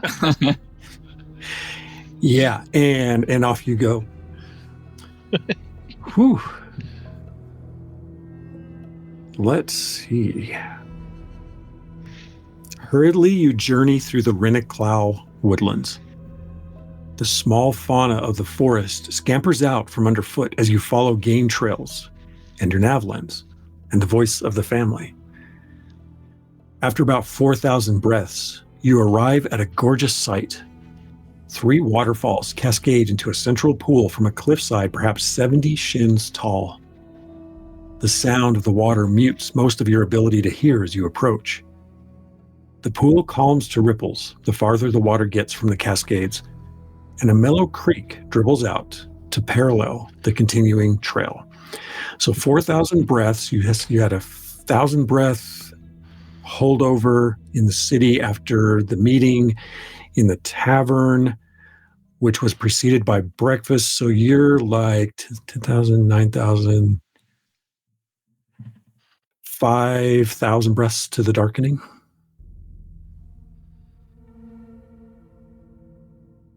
And you pass by this waterfall. If you wish to refresh, or you can press on. Do we know what these mounts need in terms of sustenance? I mean, should we stop and water the beast's burden? The harvester said that we need to keep them fed or let them hunt if they want. We are in a bit of a hurry, but Perhaps we let them hunt once we've arrived. They do pull toward the water. I'll let Gary have his head. Okay. and Yeah. He can. All right. Yeah. They seem to be thirsty. yes, if Bitey wants to water, Bitey's going to water. Yeah, and Buddy does take a quick snapshot at Dixie when Vajrahan rides up on Sir Reginald. Yeah, I think Dixie just laughs. Like, yeah. laughs and like catches his like beak in with his foot and is like, Yeah, and you're at this beautiful gorge where these massive cliffs, just the water just cascades down, and your mounts drink and then satiate their thirst, and you continue onward. Tell me, Dixie, when your family falls like that from the cliffs, I always thought perhaps that is them singing. Is that right? Yeah, kind of. It's like, on days when the wind is really high. Ah, yes. That's like, there's a lot. If you listen hard enough, you can hear a lot of things about memories, about what did happen and what's gonna happen, and that crashing sound you hear when the waterfall comes down. That's pretty much just a kind of like a chorus of voices. Ah, that is lovely. Yeah, it's great. It's great. It's like when we have, when you have the big storm. You, Lena, are not so different from us, Selku. No, We just hear Nephius in a different way. Yeah, It's lovely. exactly. Yeah, like I remember when I learned from the wizard, he was telling me that you're the mind, the memory of Nephis, and we're the body of Nephis. So we're like two sides of the same coin. This wizard sounds like a most excellent Selku. I like him already. Yeah, he was great. He was really grumpy with the crew of the ship. I think because they didn't take him seriously. But he and I got on great. He taught me a bunch of stuff. And in the rocking of the waves, I imagine that can get anyone's stomach. Yeah. But once we landed, once we made landfall and he was a bit more settled, it was great. He taught me a bunch of stuff. Taught me how to, taught me a lot about manifesting mind. And then when I asked him about Felavai and the cool things that they did, he had knowledge about that as well, which was cool. That's taught me a bunch. exceptional. Yeah. Knowledge of mystery is rare among us Selku. I mean, if you have the memory, you probably know who he is, right? That's how that works. Similar, in the same way that I know a little bit about everyone, in a sense. Back when we all were Nephies, really. Yeah, well, I remember he said if I wanted to go and find him, where was he? If I was ever going back to Chanplak Hollow to ask for the Wizard of Chanplak Hollow, I could find him. I will remember this place. Perhaps I might one day meet this fine Selku sage. I think you two would get on great. You have this conversation as you all filter back into the forest, and it gets a bit more dense here, so the ride is not so exhilarating. Periodically, the Andal pull into the underbrush, and you find yourself trotting off into the underbrush where it grabs some small creature from the undergrowth and throws it back before you can hardly even see what it is as it goes down the gullet. And then the animal, seemingly satisfied with its brief snack, falls back under your guidance, and you continue riding on this trail.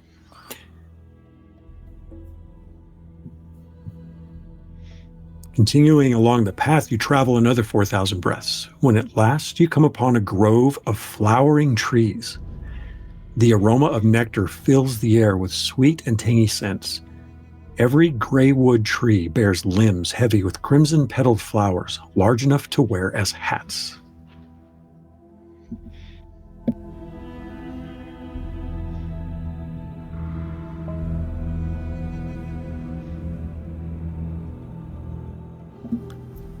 So this is a hollow within the woods that we come across? Yeah, it's a bit of a grove, yeah. Can I make a called lore to identify these flowers and perhaps if there is any significance to them? Sure. That's a 3-4. What the heck? I will bump that to a 4-4. Tell me everything you know about these flowers, please. Here. You have. So here's the interesting thing.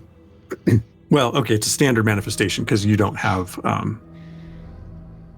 the Selkie ability. This is a growth that has appeared since the emergence. Kind of a mutation of a former plant that had much smaller flowers. The association is to a flower that was so small that it didn't bear a lot of acknowledgement outside of a horticulturist. But these flowers have a very sweet nectar in a comb in the core of the flower. But it is a bit of an intoxicant. It has a fatiguing effect when consumed. It's actually, not only is it harvested for dessert type or beverage enhancers, but it's got kind of a strange drug effect that is more recreational than nefarious. No, I'm glad you said that because Dixie is absolutely wearing one of them as a hat. So as you ride by, Vaughn, you feel Dixie pulls his thing in. You do it hard enough that it dribbles down. Dixie. Wow, that's really sweet. Yeah, just not too much, okay? It will make you a little loopy. Oh, gotcha. Mm-hmm. In fact, Dixie, please make a call roll body. Yeah. Actually, that's a 1. Nice. Yeah, it would be a challenge roll. Very nice. Yeah. Dixie, you're like, what do you mean? This stuff tastes... Yeah, Dixie's out. Oh, what are you talking about? And you just slump over. Vajvan, you feel Dixie pass out next to you. And there's like this flower hat on Dixie's head. Fine. And Dixie is out. Dixie, for the next 1,000 breaths, you are unconscious. I take my green cloak and just like wrap it around Dixie in my waist so he doesn't go falling off of this thing as we move along. Brilliant. Yeah. Already snoring. Just. Yeah. Perhaps the intoxicants of this plant could be useful to us. I may collect a bit if we have a moment. Yes, we can take a pause. Perhaps you're right. We could use any natural tool. You never know. Well, we'll stop here for a brief moment for Zorik to collect some of this. All right, Zorik, please give me a harvest roll, which is a call roll lore. All right. 4-1. Okay. Yeah, you managed to. These are big, so you get one, and it's like the base of it is about this big, and then the flower petals go up about 2 shins long, so about 3 feet.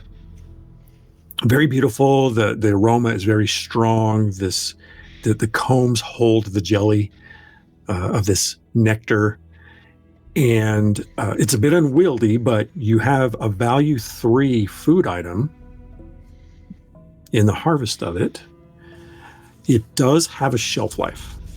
Mm-hmm. And Vajvan, you would know that once harvested, they only last about 7 phases. Is it possible to roll these giant petals up with the nectar inside to kind of almost form a little pouch of its own? Yeah, definitely. I will do that. Okay. I of course share the shelf life with Zorik. Okay. Do you have a sense of how many doses of this intoxicant are within this? harvest? I suppose it depends on the effect you wish. Clearly, a small amount is enough to send our little energetic friend into a probably well-needed slumber. But, I would say likely it could have a significant effect on a number of individuals, especially if directly consumed like Dixie.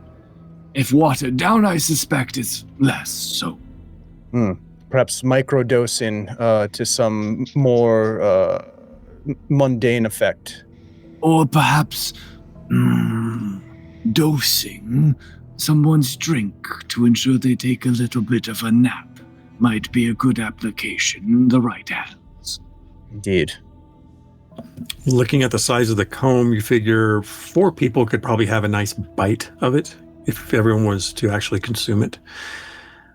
But of course, the concentration of the nectar would be very strong and delicious. As you finish harvesting that flower and have the conversation with Vajrahan, Sif, I assume you're keeping an eye out. Would you give me a called roll, body, please? You're muted. That's double 3s. I need to bump it to a 4. Okay.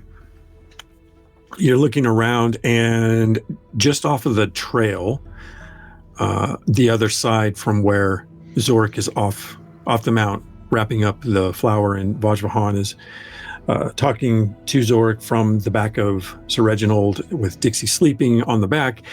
You see a mound of green fur and a spread of vibrant flowering vegetation in the grasses amongst the trees.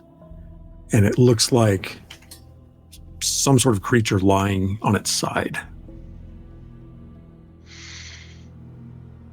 I'm going to point Gus's head at it. Okay. See if he has any senses. Or Gary. Gary doesn't seem...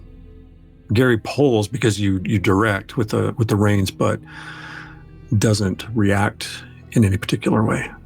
Okay. Everyone, I think we should move on quickly before we awaken whatever might be sleeping. The flowers, I do not believe, wake. I wasn't talking about the flowers. I was talking about we should go quickly on our way. Have you drank the nectar, Sif? I am quite alert, actually. Vajrahan kind of looks around confused at all the beautiful flowers. Yeah. Trust my hunter's sense. If you say so, I think Zorik's gathered enough. And Dixie's still out for a while. We Right. should be off then. Let's go now. And I will hurry Gary out in front, away from said whatever mound that might be. Oh, we know Right. what kind of mound that was. Oh yeah, we do. But Sif wasn't waiting around to find out. It was a happy, intoxicated mound. Yes, it was. It's actually very fitting for that mound, actually. Yeah. That makes a lot of sense. And Pooh Bear in it. No. I love it. No reason to disturb that slumber. No. Mm-mm. You ride on for, say, another 500 breaths, with about 500 breaths before the darkening to go. And estimate that this is a good place to make camp. 500 breaths means Dixie's still asleep. But you're still within the forest. Actually, you do come upon a meadow that also may make a good place for your camp. But You've got enough time to set up if you wish before the darkening falls and the twilight overtakes you. So unless you wish to press on, which you are welcome to do, you have your option. It may be good advice to camp here, perhaps. I am nervous that if we push on too late, we may arrive and be weary in case we encounter something aggressive waiting for us. Yes, I might be able to conjure some sort of night vision for myself, but I can't do it and maintain all of you at the same time. So best to keep to ourselves in camp. If we allow the Andalshar to hunt in the evening as we rest, will they return to us, do you think? Or will that be the last we see of them? You made it. Vajvahan, speak up, please. You're whispering. Sorry, I have a tendency to mumble. I said perhaps let's gather the beasts together. I gather them together, and I will go ahead and try and influence them to feel like they should want to return to us. Again, they're animal intelligence, so they are very instinctual. Are they pack? Yeah. Are they like pack animals or herd animals, Ty? Or are they more found individual? They do hunt in small groups on the open. So in the maybe wild. playing on that, Vajvahan, that we are part of their troop, Yeah. as it were. We are the part of their pack. And what role were you offering? I mean, lore, right? That's like the animal knowledge tied to nature. Yeah. The influence of that or whatever. That's what I made for the first influence when I tried to influence Bidey and I failed miserably. Before you make this roll, Vajvahan, could I perhaps utilize song to soothe them into a more malleable state, so that perhaps the difficulty challenge would be slightly reduced?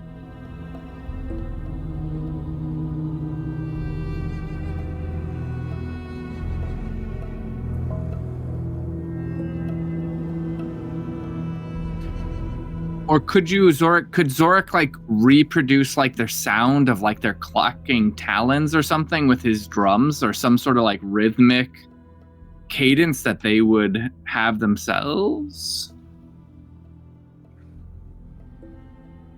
I mean, because sound is kind of like, song is kind of like sound and communication, sort of, yeah? I don't know, I'm just totally going out there. It is the universal language, yes. Yeah. Zork, did you make your role? I assume Zork was trying to just play a kind of like mesmerizing. Yeah. I think he was asking if he can. Oh, yeah. I thought he was asking you because I thought. Am I muted or? No, we heard you. I think Ty thought you were asking me, but I think, were you asking Ty or me? No, I'm going to play my drum, and I'm going to try to make them more malleable so that the difficulty is less for Vajvahan when he attempts to do what he's going to do. Okay, go ahead and give that a show. Okay. Sorry, I was not being very clear. It sounded like Zork's accent. 4-3. All right, Vajvahan, go ahead and make yours decreased. That is a 4-3 as well. Okay. All right. So together you kind of build this zone of safety, essentially, for the creatures. And but you don't tie them up, you just let them kind of meander. Right. Yeah, so if they want to hunt or do their thing, but we are now their roost. We are their safe space. And yeah. Perhaps they will provide us with advance warning should something be lurking. All right. And then you set to camp. I don't know if you have tents to set up or what, if you want to make a clearing for your fire, what you want to burn. I have a bedroll, and I have a broken staff that we can use as kindling for a fire if we really need to. It's probably the best thing that I could do with these broken pieces of stick at the moment, but that's not going to be much. We lose Dave. Yeah. Oh no. That's really bad because he's the one who controls all this. We'll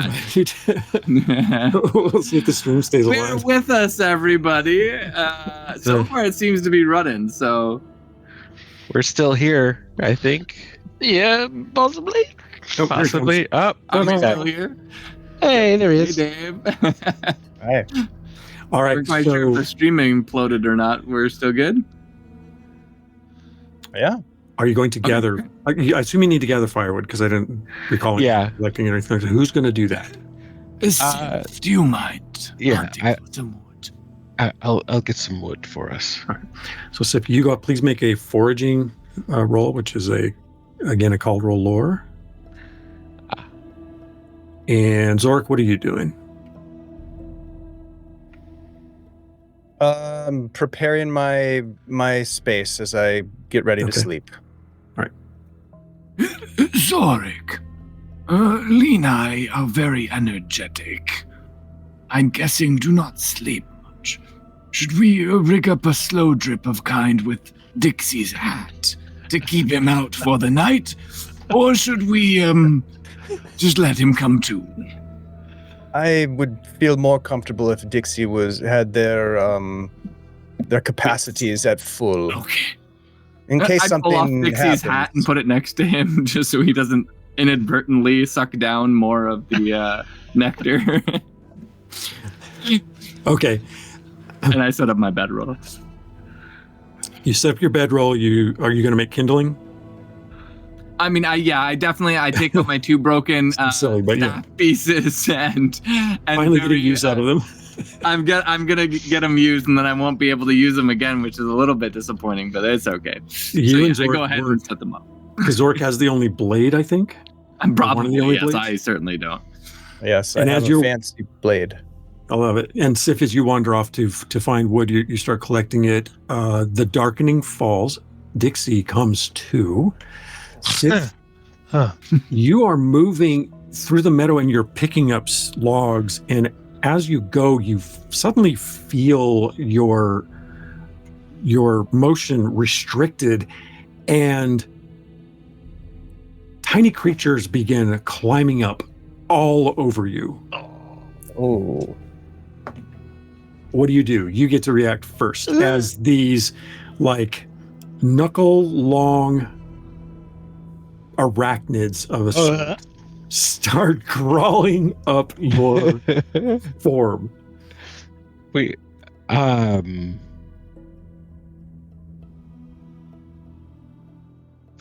am going to try to manifest body and harden my skin so that if they bite me, it can't get through. All right, so you can attempt to give yourself a boosted armor factor. Boosted armor factor, yeah. Okay. So this is an action, so 1 or 2 dice. I'm going to use 2 dice. Okay. I got a 1 and a 4. All right, so you give yourself a +1, which you can maintain if you are going to commit the dice, but you don't have to commit them this round because it lasts until the end of next round minimum. So I have an armor factor of 2 right now. Armor factor of 2, and you have an additional die. Mm-hmm. What do you wish to do? I wish to alert the 3 of them. I have stumbled upon something unsavory. Oh, shoot. I'll get up and draw my blade and walk in the direction of the voice of Sif. Sif, Right, so- where are you? Over here. So you are standing there. Raven will try that next. Did you do anything with your action, though? No. Your other die? No. You're holding it. I'm holding it. Okay. The swarm attacks. Bites you for 1, 2, 3. of which only one gets through. As you feel these things start to pinch and crawl and snip, and one gets you good. And a little bit of blood trickles underneath your feathers. And we will go to the next round. So Sif, you're first. Zorik, you go moving through, and all of a sudden you feel your momentum start to slow you down as this swarm of creatures begins to crawl up and over your body. What do you do? Yes, something unsavory indeed. I'm going to manifest. I'm going to try to stun this area that I'm standing in, to stun all these creatures so I can get out of here. Okay. Are they climbing on me as well? They're on you. Yeah, they're on you. Yeah, they're. Yeah, I'm the stunning area them. is you. I'm going to attempt to stun them in my area. That's a 3-2. I'll bump it to a 4-2.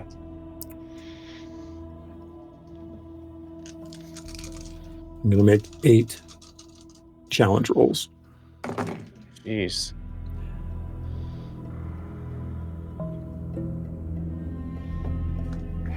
About half of them, I'll just say for record keeping, fall away, but the others are still very active.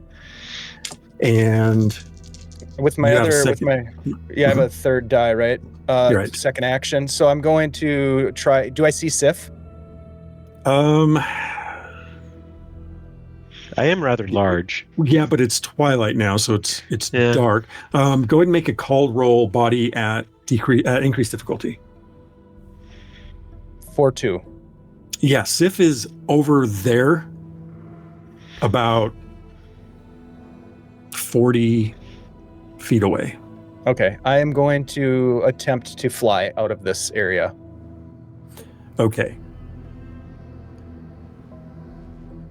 I don't see why you can't, because it slows you, but you can't fly as fast as you normally do, but go ahead and try and lift yourself out. Yeah, need to get out. This is bad. Crawling on me.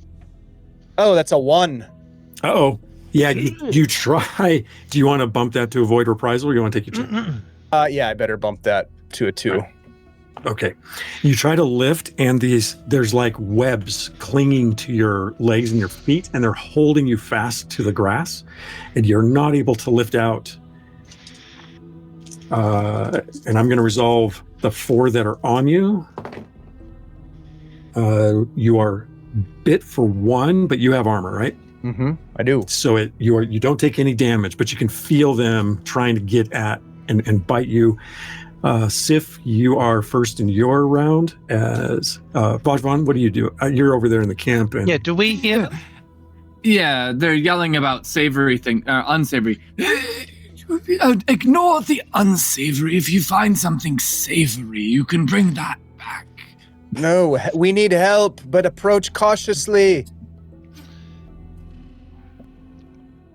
Okay. Oh, Dixie, awake. Yeah. I had the weirdest dreams. No Great. doubt. What are you doing, Dixie? I think if I hear that Zorik is in trouble, it's twilight, isn't it? It's Dixie can't see. Sweet. I think Dixie is going to Dixie's going to gesture towards the fire and is going to manifest a light out of it. Okay. And send it out in front of him while he heads in towards. You may have to light the fire first, because the firewood hadn't even been delivered yet. You just have kindling sitting there. Oh, I just forgot. Yeah, we just have kindling sitting there unlit. Oh, well then, yeah, I'll just manifest fire. Then. Okay, all right. Yeah. Yeah, I won't even make you roll for that unless you want to go for a higher intensity. No, I'm just going to manifest the fire to light it, and then try and manifest a light from that. And we'll let you do that as a spend action, since we're in action economy, and you go rushing forward towards your friends, or are you just holding it up? I'm sending it out in front of me, so to like light where I'm headed. Okay, and as you move out, your movement begins to slow.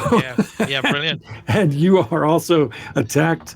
Yeah. And they go first in your round. So to keep track, we're going Sif, and then your attackers, Zorik, and then your attackers, Dixie, and then you. Yep, that's fine. Yeah. So in this order right now, Dixie, we're going to see what happens as suddenly you are swarmed by these crawly arachnids, and you take no bites out of a possible 8. They're trying to get under your pebbly skin. You can feel them. Have you ever felt like a mandibled insect or something when it tries to pinch at your skin and it can't really grasp? So you're feeling these clutchy little bites. What do you wish to do? I think Dixie's like, nope, don't like this. I'm gonna try and manifest air, and essentially create like a whirlwind around me to blow them off me. Okay, so you're gonna do a forced movement. Yeah. So go ahead and try your manifestation. If so, I'll get a challenge roll for each. Mm-hmm. It's the only time you get to roll handfuls of dice in Nuovarden. Yeah. That is double 3s, so I'll use primacy to bump it to a 3-4. Okay. All right. Wow. Almost all of them go flying off you, and in the light, you can see you just got like one up here on your shoulder and one down here by your side. Mm-hmm. So there's only 2 on you. It's like, ugh. Yeah. They go into the Sif, you're up. What do you do? You have 4 of them on you. Oh, okay. I set Raven. No, that's Zorik that has 4 of them. No, you still have your full swarm. Sorry. I have my full swarm. Yeah. I said I'd do what Raven said, so I'm gonna try to eat them. Okay. Okay. Yeah. So you start like biting at the creatures that are calling on you. Go ahead and make an attack. I'm gonna do a single die attack first. Okay.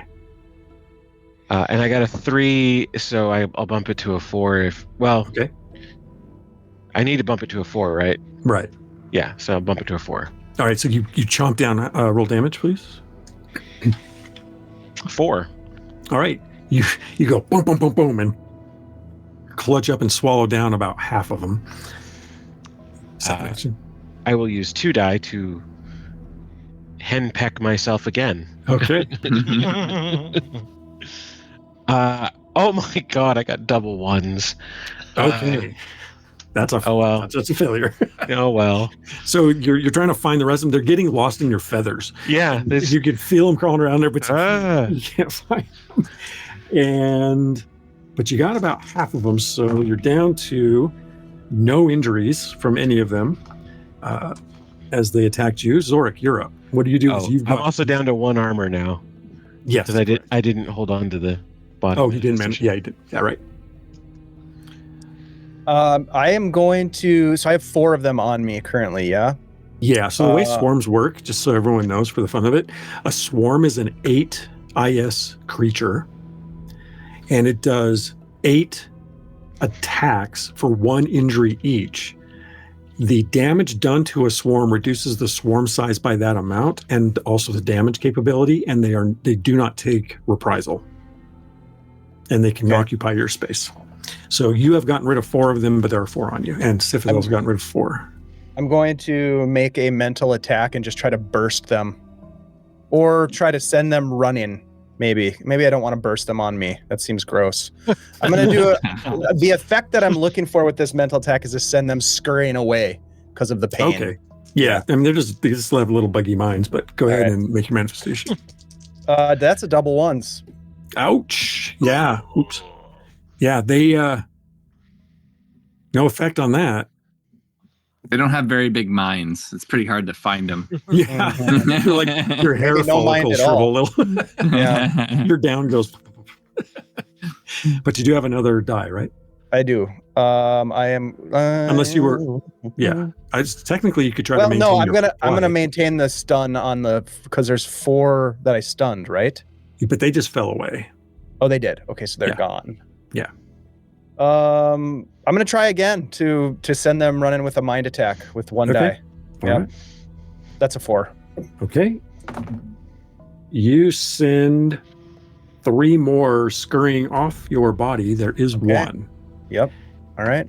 And it bites you for 1. But your armor takes care of that. Yep. So it's just trying to get through. Get off of me. And then we go to Dixie. Dixie, you have 2 on you. Mm-hmm. They try to bite you. That is a 2-1. Neither one hits. It's your response. I think. Can I, with the flame ahead of me, can I see the others? You can see Zorik. You can make Zorik out. Your flame light doesn't reach as far as where Sif is. Right, gotcha. Then I think Dixie is going to steal a piece of the flame light that he's got and manifest flame around himself to try and cook these things. Burn them off. Okay, go ahead and try that manifestation. It's basically an attack. So yeah. Hey, that's a 3-4. 3-4. You gonna bump it or you gonna keep it? Yeah, I'm gonna bump it.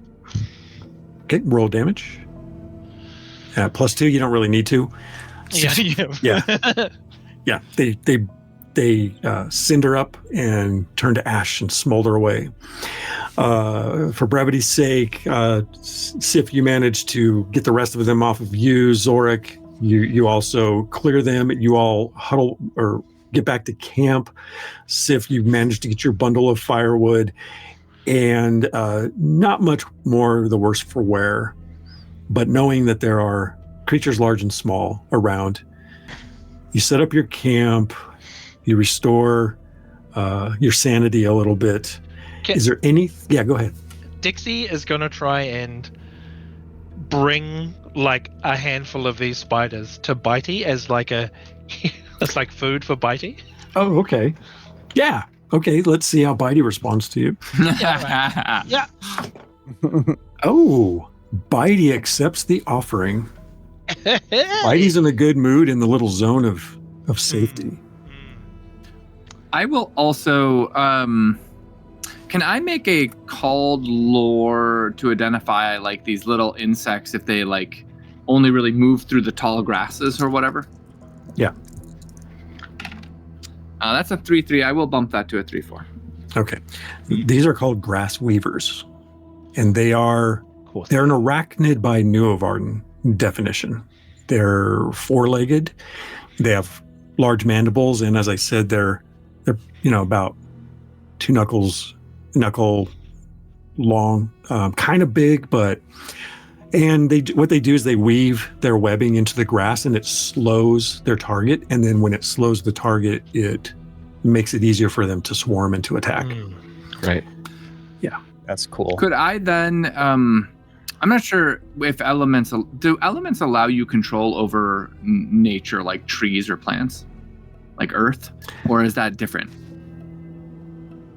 That's actually lore, and That's lore. actually lore. Yeah, and Could I make like a survival check then with lore to basically like reduce the grass in this area to make it so that it's unappealing for these spiders to encroach upon us as we sleep in the area? Otherwise, I'll use flame and burn. I just don't want to be like as destructive. I'm like, if I can be kind to nature, I'll do that. But otherwise, well, we could. I mean, Vajvahan, why don't we like instead of trying to get rid of the grass, we could just manifest the earth. Just ask the earth to turn over, and then just bloop.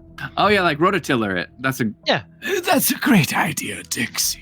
And with Dixie, I would like to rototiller the earth then around our camping site. Yeah. all right. Yeah, just go it's a full Toph Beifong and stamp the ground. Okay. Yeah, you clear out a zone. I won't even make you roll for it. You work at it. And you clear out a zone to keep the arachnids from encroaching into your space. Go ahead. I would just like to slowly fly around in the dark with while manifesting low light vision, and try to snatch these little things out of the grass. I have found I like the taste. Okay. We won't make you work too hard for it. So Okay. you spend Just keeping in mind, slowly. you do need to flying. sleep at some point, but you do have time at Oh, it's just either yeah, end of the darkening to mess around too. So, It's just for dinner. yeah. Okay. Yeah, Instead Sif of is my off. rations, I'm going to eat these things. Yeah, and eventually you come back into camp holding one in your fingers and you're just like, That bite me, I'll bite back. you all realize, of course, if you pop the head off, if you take the mandibles out of it, it's actually quite refreshing. Fair enough, it is too. You can have a little syrup if you want to put it on there and sleep real well. That's a great idea. Glazed arachnids. Yum. Oh, that's going in the cookbook. Yeah, is Kayla still there? Speaking of cookbooks. Mhm. Yeah, Okay. exactly. Oh, the little cream-filled kind. You enjoy your repose, you laugh a bit, you reflect on your travels, the landscape that you've been able to enjoy, this interesting experience of riding on these new beasts. And if there's nothing else, you take your repose, awake the next morning, and at the start of the next phase, you continue your journey towards Thorn Shan Lake. And I will have Dixie, this is where you can help Vajrahan really get centered in on the lake. And I'm going to treat you like a map in this case. So with the map of Dixie and the Navlins of Vajrahan, you confidently stay on track. And you travel, unless there's anything pressing. Okay. Your journey towards Thorn Shan Lake carries you southeast, near the edge of the Ponkwok Badlands. As you near what you hope is your destination, you begin to notice a thin, hanging mist. Gradually, it grows denser, and soon it is so thick that the sky crystal is a mere silver glow behind the clouds. The sound of water lapping ahead indicates some body of water.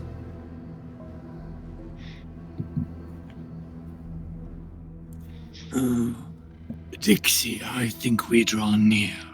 Does it seem familiar? Yeah, it does. Yeah. This seems close.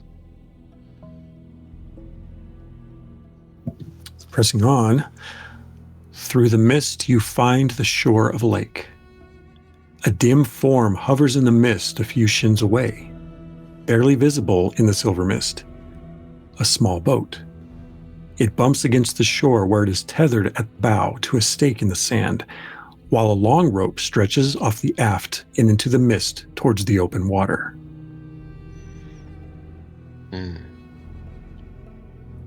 Oh. Maybe we could follow that rope. I don't swim so well. I mean, I can probably swim, but feathers really aren't. Mine aren't really built for water. How is your sinking, Sif? I assume I can sink like a rock, just with this. I think that's what we need for this expedition. Swimming is on the tail end. Me and Dixie can help you out a little bit with that. Okay. Why am I sinking? Because she's down there. Yeah, we have to go down. Ominously into the water. Right. Isha's down there.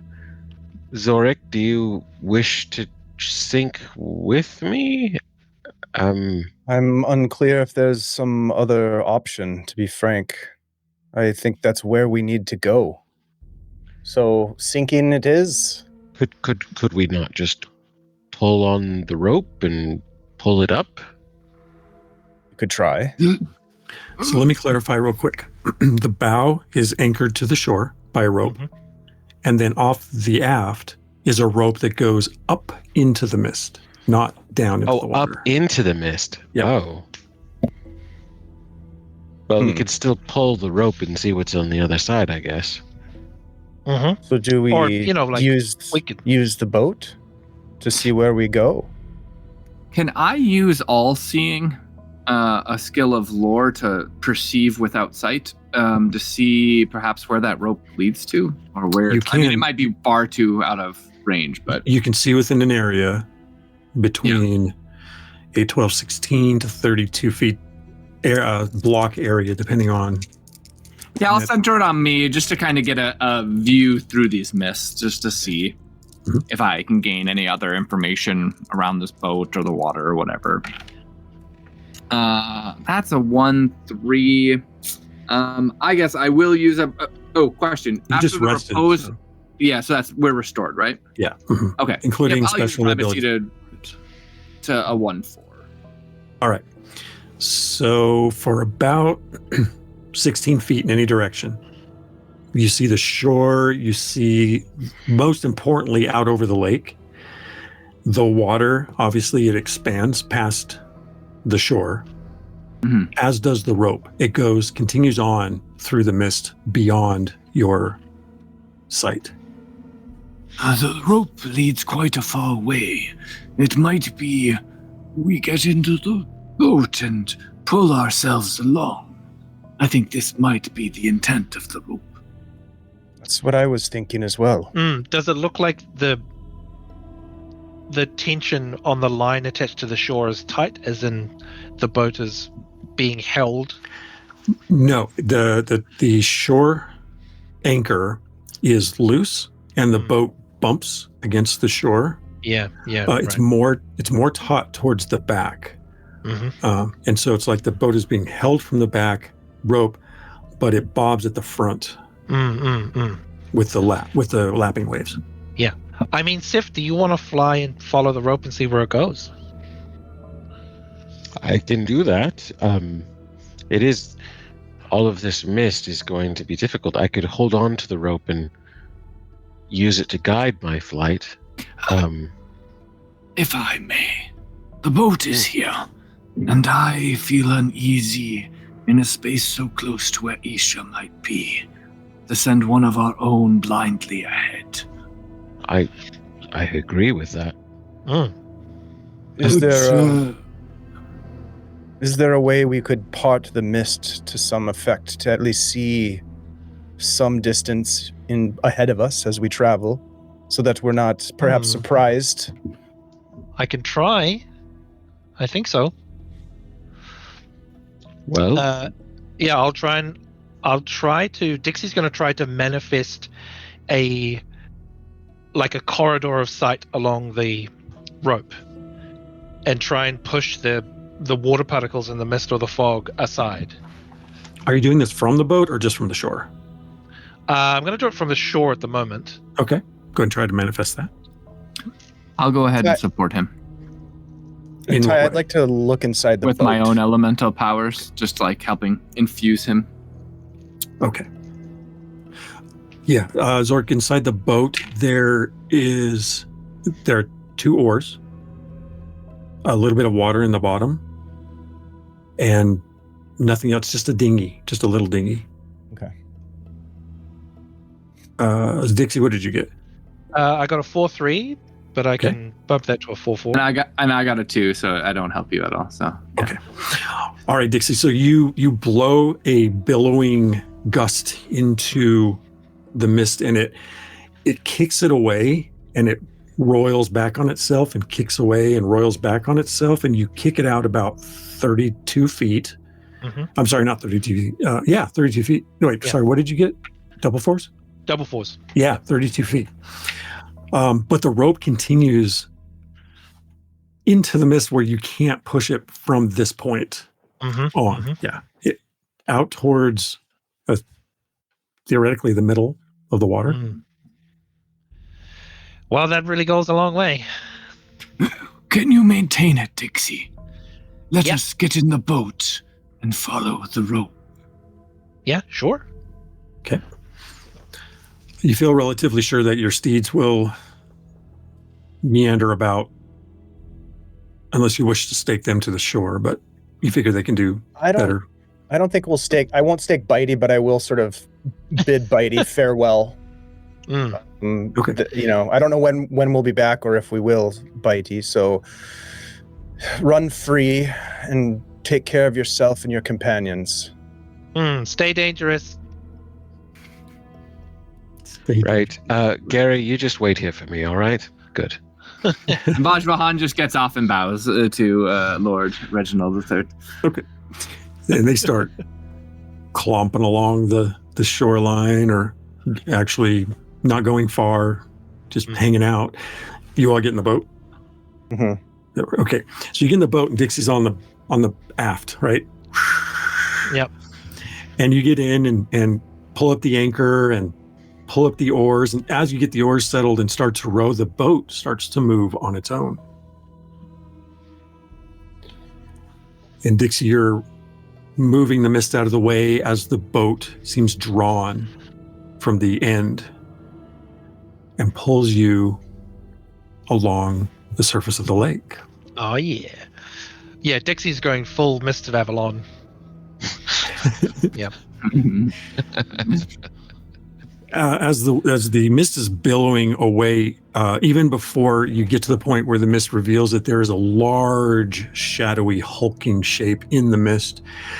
And the closer you get, the mist, you clear it away, and you see across the back of a ship a name in old land plaque.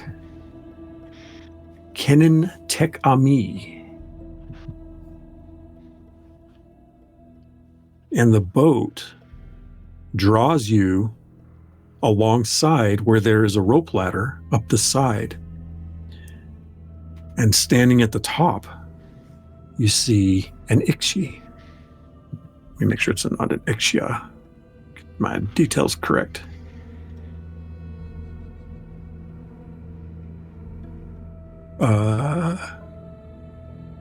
They are an Ixia.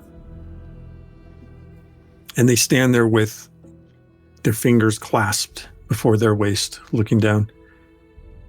Welcome aboard, explorers. I am Itsit. And you need travel to the center of this lake. Yeah. Yes. Yes, please. You clamber up the ladder I and fly. climb aboard. You fly up, land on deck. As you make the ship, you see all of these figures on board, the crew, standing around, maybe hanging on the rigging or leaning against the post. But they have a very shadowy countenance, but you can't see through them. They just are matte color, and they're roughly the size of Dixie. And you can see their eyes stand out in the darkness of their bodies. And they don't make a sound.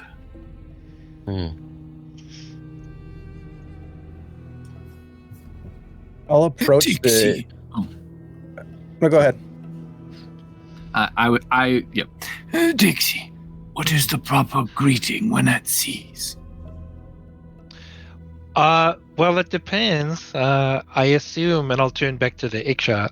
I assume you're the captain? You could say that. I am Idsis Mold. Well, Captain Eat Seats, thank you for having us aboard your vessel and offering us passage to the center of the lake. Center of the lake. If there's any way that we can be of assistance, please let us know. Some of us have sailed before. It won't be long until we get you to your destination. Please stand by. And those other figures disperse about the deck and the ship. You feel the ship lurch into motion, and soon you are gliding across the water toward the dark destination at the center of the lake. And that's where we'll end this session. Sweet. I'm sure it'll be fine on this weird ghost ship. I'm sure it's going to be fine. Totally fine. Yeah. I'm sure the final episode won't have any combat. It'll just be more talking and Yeah, it's going to be A lot of role navigating play. negotiation. Yeah. Yeah. Just a few arachnids. Making friends. Yeah. Awesome. Thank you so much, you guys. Thanks, Ty, again for this awesome adventure. We're closing in on whatever the resolution might be, which is exciting and also a little sad. But let's go around the table and let people know what we're up to, what we have going on. Let's start with Alan on the way out here. Okie dokie. Hi everyone, it's me, Alan Henry. Yeah, what a great game. That was so much fun. I can't believe what we're doing. But also it seems thematic, really. Yeah. Just kind of blundering our way into everything and just seeing what happens when we get there. But yes, I'm Alan Henry. You can find me online doing stuff with Guild Superior and occasionally a bunch of other people. But most of the time you'll see me as a digital or virtual character for a lot of films. I do a lot of performance capture. I was the most recent thing was was Minecraft, and then before that was Godzilla vs. Kong, and then there was Cocaine Bear and all sorts of weird things. And there's more of that stuff in the future, which is exciting. But in a couple of weeks, I will be in Canada actually. In Toronto for the 2nd of November for Forest City Comic Con, which is very exciting because it's run and organized by some dear friends of mine I met at my very first ever convention. Nice. So it's very cool, and I'll be in London, Ontario. So if anyone's nearby, I don't know, close by, like in Minnesota maybe, come and say hi. Because it's real close, right? Like coming from New Zealand, looking at a map of America. Oh, yeah. So cool. The U.S. is just tiny. Super fast. Yeah, Super it's fast. great. You just get a bus or something, right? If you can see it, you can get there. You can Yeah, walk pretty much. almost. Yeah. But yeah, that's kind of what I'm out and about doing. But yeah, this has been great, and I'm looking forward to next week. Thank you, Alan. It's always great playing games with you. Tim, what do you have going on, buddy? I have one more week of Nuovarden to do, and working on stuff in the back stages, and hopefully some House of Eidolons. I said it wrong. Eidolons. Eidolons. Eidolons. Yeah. It's not sounding right in my head. That's probably wrong too. I don't know. It's Greek, so It's all Greek to me. Eidolonos. But I hope to play in some of those games later on in the new year. That sounds like a lot of fun. So I'll be around, hanging around. Hanging on. Yep. Thank you, Tim. Appreciate it very much. Paul. Hello, everybody. Paul Penborough playing Vajrahan. That was great. That was a hoot. I've had so much fun with this group. Blundering along feels very appropriate. Like, I think that's maybe this episode with these characters. That's the title for it. But it's been really, really fun. Co-author of House of Eidolons. We're going to be doing. It's a cyberpunk heist-like TTRPG. We're going to be kickstarting sometime in the very near future, working with a group around that. Very excited about that, and very excited about our next game coming up here at the end of this month. They're going to hunt down a serial killer, track down his murders, and we got a cast for you. We've got like a mortician and like a dirty cop and everything. It's going to be real, real good. So stay tuned for that. It'll feel very Halloween-y, and that's going to actually be kind of setting the stage for a larger series that we're going to do at the start of the new year. So very excited about it. You can find all of my stuff out on House of Eidolons or Eidolons RPG. That's the website. You can see it in chat. Take a look. Feel free to drop in Discord, ask about it, talk to us. Love talking about it, and love playing this game. Nuovarden is fantastic. Just absolutely love the Selku. So fun.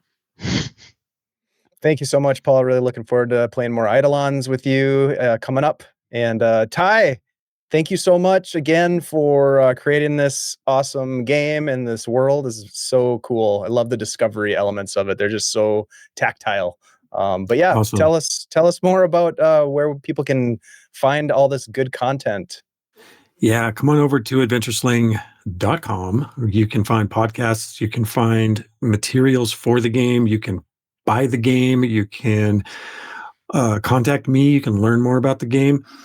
You can get swag. You can get your own stuff with the sky crystal on it and fun stuff like that. I love my shirt, actually.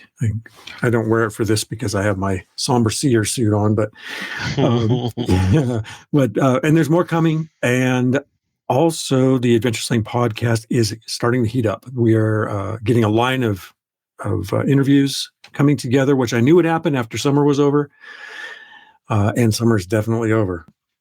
We might have snow in Nuovarden this week or next week already. And that will give me plenty of indoor time to do more stuff that I keep needing to take care of. So meanwhile, yeah, finale next weekend. Finale, Kayla Janelle's channel of Nuovarden. Finale here of Nuovarden.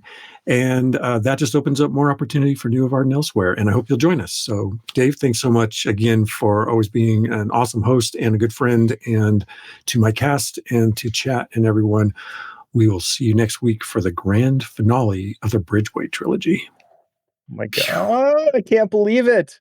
Ty, thank you so much. Folks, if you haven't taken a look at this book and this game, Nuovarden, you've been hanging out with us long enough. Go take a look at this over on Drive Through RPG. It's freaking beautiful. You definitely want to have this on your RPG bookshelf, and you're definitely going to want to play this game. It is absolutely fantastic. Thank you so much, Ty. A couple quick announcements before we raid into our friends over at Bad House RPG. We have a fantastic Tuesday night Greyhawk mini series going on, led by the wickedly talented Jose Ortiz, who is an amazing artist, a fantastic storyteller, a great writer, and just a really awesome person.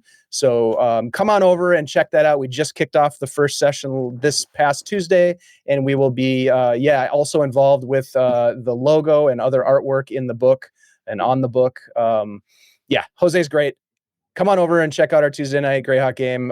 You are going to love it. It's a creepy kind of folklore-infused whodunit kind of thing. So anyhow, we had a great first session, and then we'll have a bunch of new stuff coming up in the new year that I already mentioned. But if you want to stay in touch with us, we're not on social media. We're not doing any of that really anymore. But the safe place to come and hang out with us is in our Discord. So if you want to come over and hang out with like-minded people who are pretty damn chill and have a very distinct love affair with coffee, if that's you, come on over and hang out with us. Or tea. There's some teetotalers in there for sure. Yeah, they're honorary. Yeah, we don't trust them, but they're there.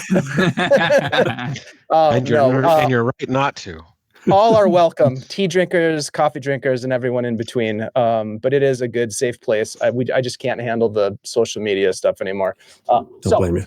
With all of that said, we're gonna raid into Bad House RPG, and so stick around just for a couple more seconds, and we will see you on Tuesday for more Greyhawk. Take it easy, everybody. Thanks a lot.